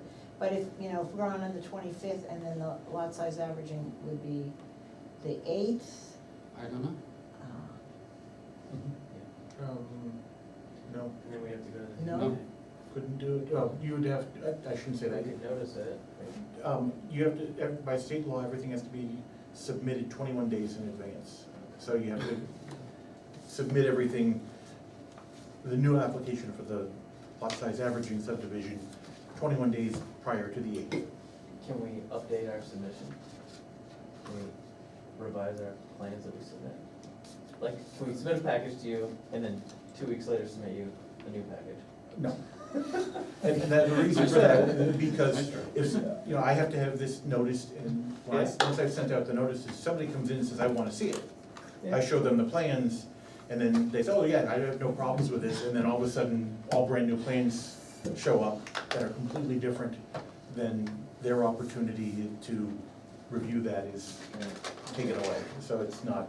So we're looking at the latest 10/18 submit, hopefully before then, 10/25 planning board for final on this and informal on the other, on the LSA. And so then when we're talking about after Thanksgiving for the next one? Yep. December, Only one in December, probably. yeah, it's only gonna be one in December, When do we have depends. zoning hearings? Gotta work that into this schedule too. The 13th is definite for December, for the board. The week of Christmas, Christmas is on a Monday, no, on a Tuesday. Tuesday, right? And then that Thursday would be a planning board meeting. Yeah. I'll be around that week, I will not be here. Which week is that? the Christmas week. What's the date? 24th through the 28th, So what day is Thursday? 27th. Are you around? Who's around? I have no idea. Well, what's the one on, you said there's one on the 13th? Hey, who's around on the 27th and willing to come? I would come. If I'm around, I'll come, and So we only have 2 definites? Can't promise, but I I'm probably- not around. I gotta- Well, the submission I for know I'm not the around. 12/13 is I'm right just before texting Thanksgiving, my right? daughter about it. 21 days. Right, which I think Making will be plans like for Christmas. 21st, 22nd, something like that. So Well, we should nobody- be able to you're do gonna that. be bombed. We have 13th? Oh, I don't wanna come in, but I would be I think willing we to. should do that I mean, it before. doesn't sound real happy to me in rather than September, but, Christmas week. um, That's You mean crazy. an Well, extra? think about the public, who's gonna I'm just trying to, I don't know Yeah, if the I whole understand. timeline is. Could I have everybody's attention? Yeah, I think that's a good idea. Hold on, just a minute. So what about the possibility of meeting the week before that? the 13th and 20th. Yeah, who's around and, That's so much better, even for butters who might wanna Just come. to, to put a damper on that put a one? damper, the zoning board meets on the 20th. Okay, So if there are cases for the zoning board, I'm not gonna be able to be at the planning board. that's a problem. What about, There's not gonna be cases then. Don't count on it. What Is that- about, about Wednesday? The 19th? Is there a budget meeting in the room? It's my kid's birthday. Yeah, there probably is a budget meeting that day. Yeah, it'll be budget. What about There- Tuesday? What about the 13th? Can we do the 13th? We are doing the 13th, aren't we? Yeah. We only need, hopefully we only need two more, right? Well, there's no, you know, who knows? Well, we gotta get to the ZBA in No, there it's in sometime, December. right? Well, that's what I was gonna ask, There's, Because of the there's 21 none of days. these days are Thursdays. So it can't be Oh, until they do it in the December. 13th. It's either the We're in 13th or some date, yeah, right. The ZBA would come afterwards because you would wanna know Yeah. what your lot sizes are, and so that how much your area over that, over the, what the dimensional controls are gonna allow. So that's gonna be afterwards. Right. And- We need 21 days for that too? Right, so that. No, I'm 15 days for the ZBA. So we're into January with the ZBA then? So what if our lot size averaging application were for 5? And then you guys decided we only had 4 lots? Could we modify it down to 4? But the lot size averaging application's not going until after this decision's made. Well, I was thinking we could put it in, because of the 21-day waiting period, we could put it in before that decision. Yeah, but the point of it is, I think as David was pointing out, is that if somebody wants to come in and look at your application, the public, which has a right to, it's kind of not Yeah, really. I have issues just in that, I feel that it's fair to the public to give them the opportunity to review plans that are going to be the ones that are, Maybe change, you'd have to resubmit and start the 21 days over again. yeah, Oh, really? Renotice. Yeah. Well, then, so This much is for really that interesting clarifies. scenario, because usually we go to the ZBA first. I mean, you go to the plan, but then you go to the ZBA. Well, is there a way for them to go to the ZBA first? We wouldn't know exactly what we'd be asking for. Yeah, I Right. think you That's the can, because you concern. need to have a lot averaging proposal that's a going but see, the thing, concern. you don't need ZBA approval to approve the lot size, Right. averaging It's true. lots. Yeah. Right, What you're asking for is something modification Mod- for of the zoning when you wanna build, so it's Yeah. really, the Yeah, you have to- footprint you have to and come the, to us first. So we Um, could submit for the 20, the ZBA on the 20th then, because we'll have the lot size So you will averaging to have it. submit for the 13th. yeah. but I still, the question I have is looking at this map. This area is all ag soils, which, why you do blue for ag soils, and not wetlands? I didn't do it. Um, Pick the Whoever it colors. is, but this is all ag soils, this is all wetlands and wetlands buffers. Your area of development, I believe the board is going to need, Special exception for and that. you may need special exceptions to develop there. And so I don't know if the board can approve, I don't, yeah, something, So they're, where you're putting it is all on ag soil, on the local ag soils? yeah, so I think that is going to require Zoning board. zoning board also. Yeah. Well, Well, it makes So- sense for us to get to a agreeable lot size averaging layout, and we can do a conditional approval and then renotice and come back and do a final approval. I mean, that is allowed for in state law. Yeah. And for something like that, it's a fairly major stopper if they say, no, you can't be in that configuration around the ag soil, so I would do that.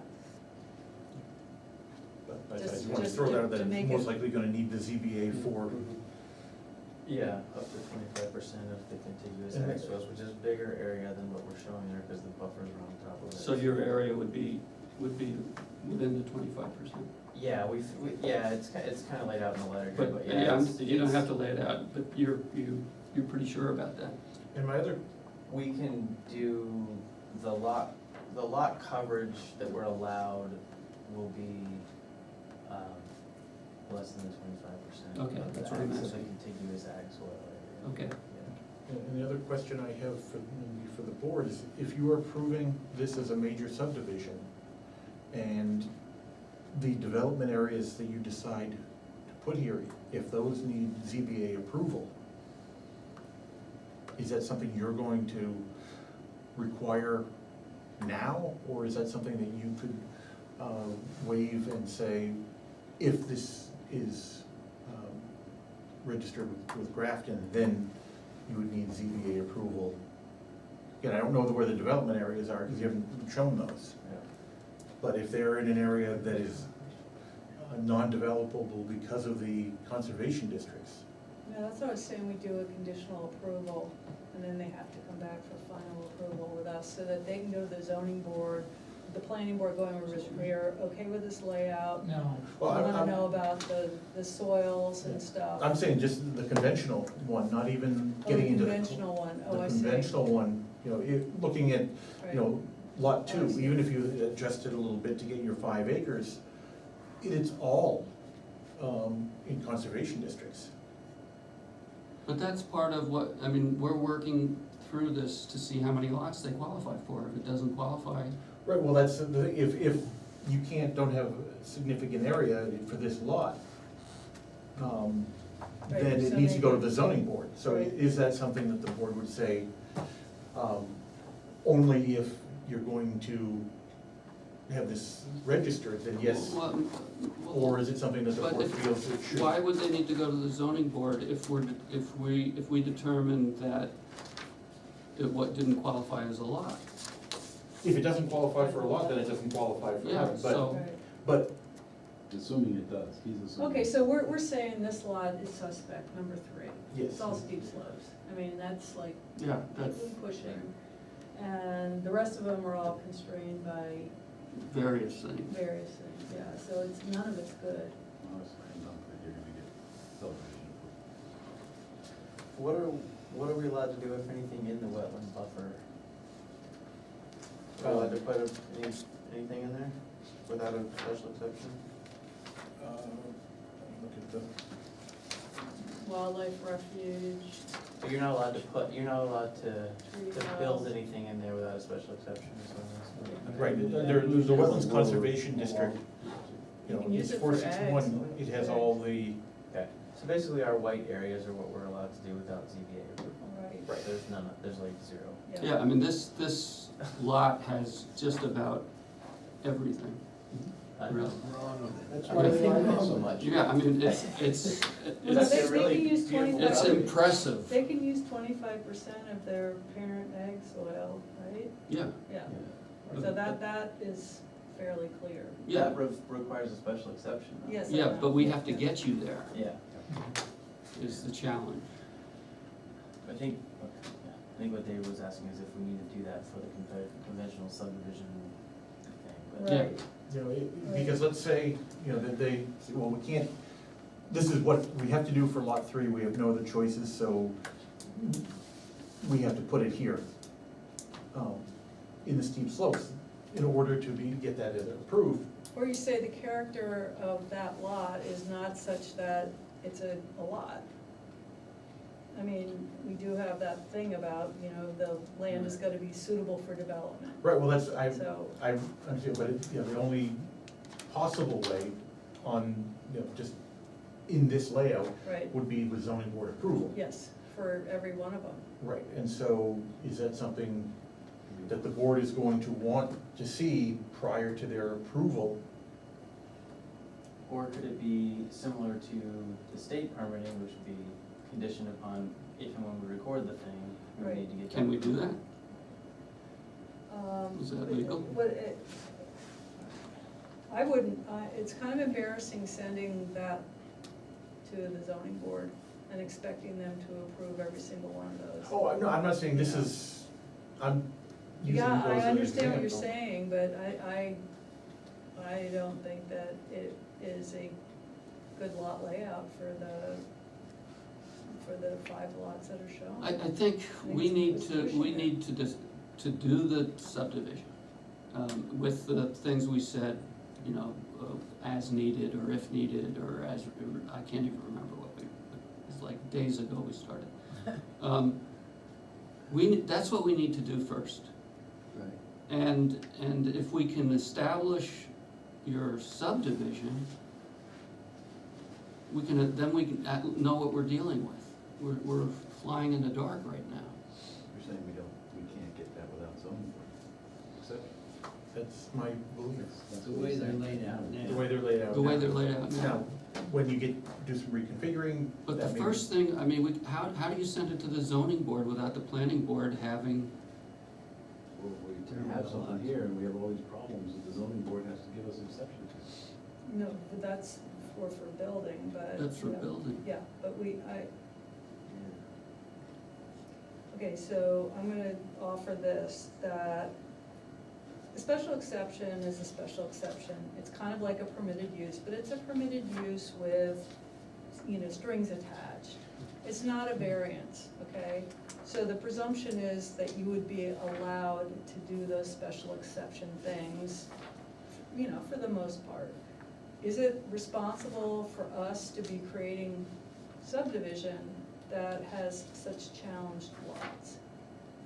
I'm gonna say, no, it's not. There's restraints on all these things, and so, I'm looking for, where would those development sites be so that we are minimizing the impact on the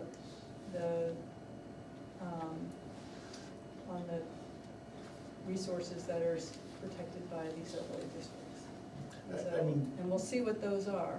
When you look at this, there are no special exceptions for steep slopes for building Right, structures. right. So, with the exception of, there is the 820 section which allows some intrusion, but that's conditional on, and it is not gonna give you enough to be 1,000 square feet per lot. It's not gonna give you anything that's going to help you. The same thing with the wetlands. There is no special exception for structures in that district. So I think you would be in variance territory for any of that. And again, that's, I don't think is, it's not easy to get. I can't speak for the board, I won't speak for the board, but So we would need a variance to put a driveway through a wetland buffer? water, No, roads are, roads but. are So if we the- could get a driveway through to another spot on the lot that's feasible, Yes, then we could do yes. that. Yeah. But, again, if you have to go through a wetlands buffer for a driveway, I'm gonna throw in another month of waiting, because you gotta go to the Conservation Commission first. David, you work with us a little bit here. I'm just, Roadblock after roadblock. no, I'm just, this is what the zoning ordinance says. Special exceptions, the application We for any tried to special change exception that, shall by be the way. referred to the No, we did, we tried to Conservation change it Commission. so that it would be less amount of time. Right. And we couldn't Yeah, get the we commission couldn't get to the agree to that because cooperation. they can only meet once a month on their particular day. And they meet the first So- Monday of the month, so Yeah. How specific does our request have to be?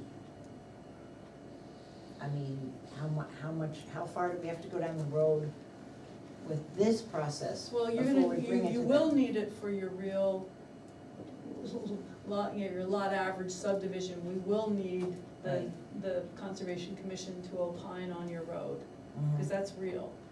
Right, But again, I'm looking at this as, this is a application for a subdivision. Mhm. If for some reason you just say, forget it, we're not gonna do it, we're just gonna get rid of the land, and you go to sell, and there is a planning board decision that allows for however many lots, those lots need to be real lots and lots that can be Right.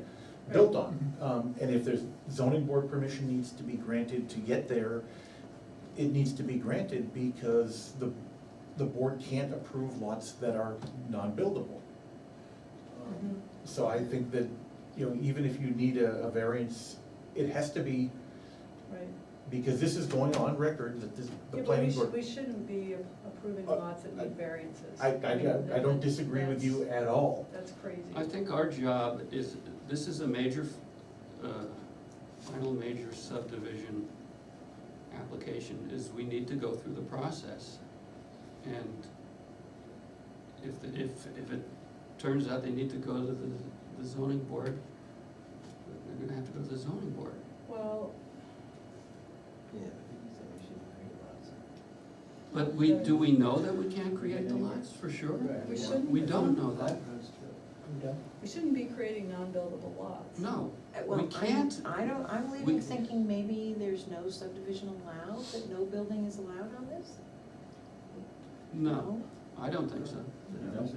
But you just told us how impossibly difficult this parcel is. You just, I didn't say No, impossible. that's. I'm sorry. There are areas on there that you can build, right? You just said, no, you can't build on So there. maybe we could get one. I don't house. know, but how, I mean, I can't answer until we go through the process. And it's not even up to us about, you know, where, you know, it's the zoning board that ultimately decides where the Uh-huh. building gets placed. We need to make sure that there's a potential somewhere for a septic system, a driveway, and a well for every How many building that's acres contemplated. is in steep slope on this property? It looks like well over half, it's probably almost 2/3. 2/3? All the pink, I'm not sure what the. So, but about 2/3. Yeah, it looks like that. Yeah, it's well more than half. Just looking at this. Maybe even 3 cars, who knows? Have you had other experiences, I guess I should just ask David this, and then we're all tired, where you've had a large parcel where you said, sorry, you just can't build, or you can just have one house? I've had, large parcels where I've said you can't build where you want to. That the zoning does not allow. But it hasn't been a complete, you can't use it at all. Well, it's, you know, there's, like, I'm not gonna argue with you, but there are uses, Question. but. Right, you don't need, the subdivision isn't a presumed right. You could put a house on that lot. Not without a special exception, True, right? I mean, that's what it looks like. Yeah. But I mean, you know, this area, the ag soils, as much as we like to protect those, you know, those are, you know, that's the, would be the easiest place to. Well, that's fine. So we're gonna see you in 2 weeks, is that, Get the board. you said? Yes. Okay. I'm sorry for getting so emotional. It's No, really- it's fine, it's fine, it's an emotional process. We've been emotional for 10 years. Yeah, we've right? all I think been we've all been emotional. emotional. Okay, before the board goes. Oh, no.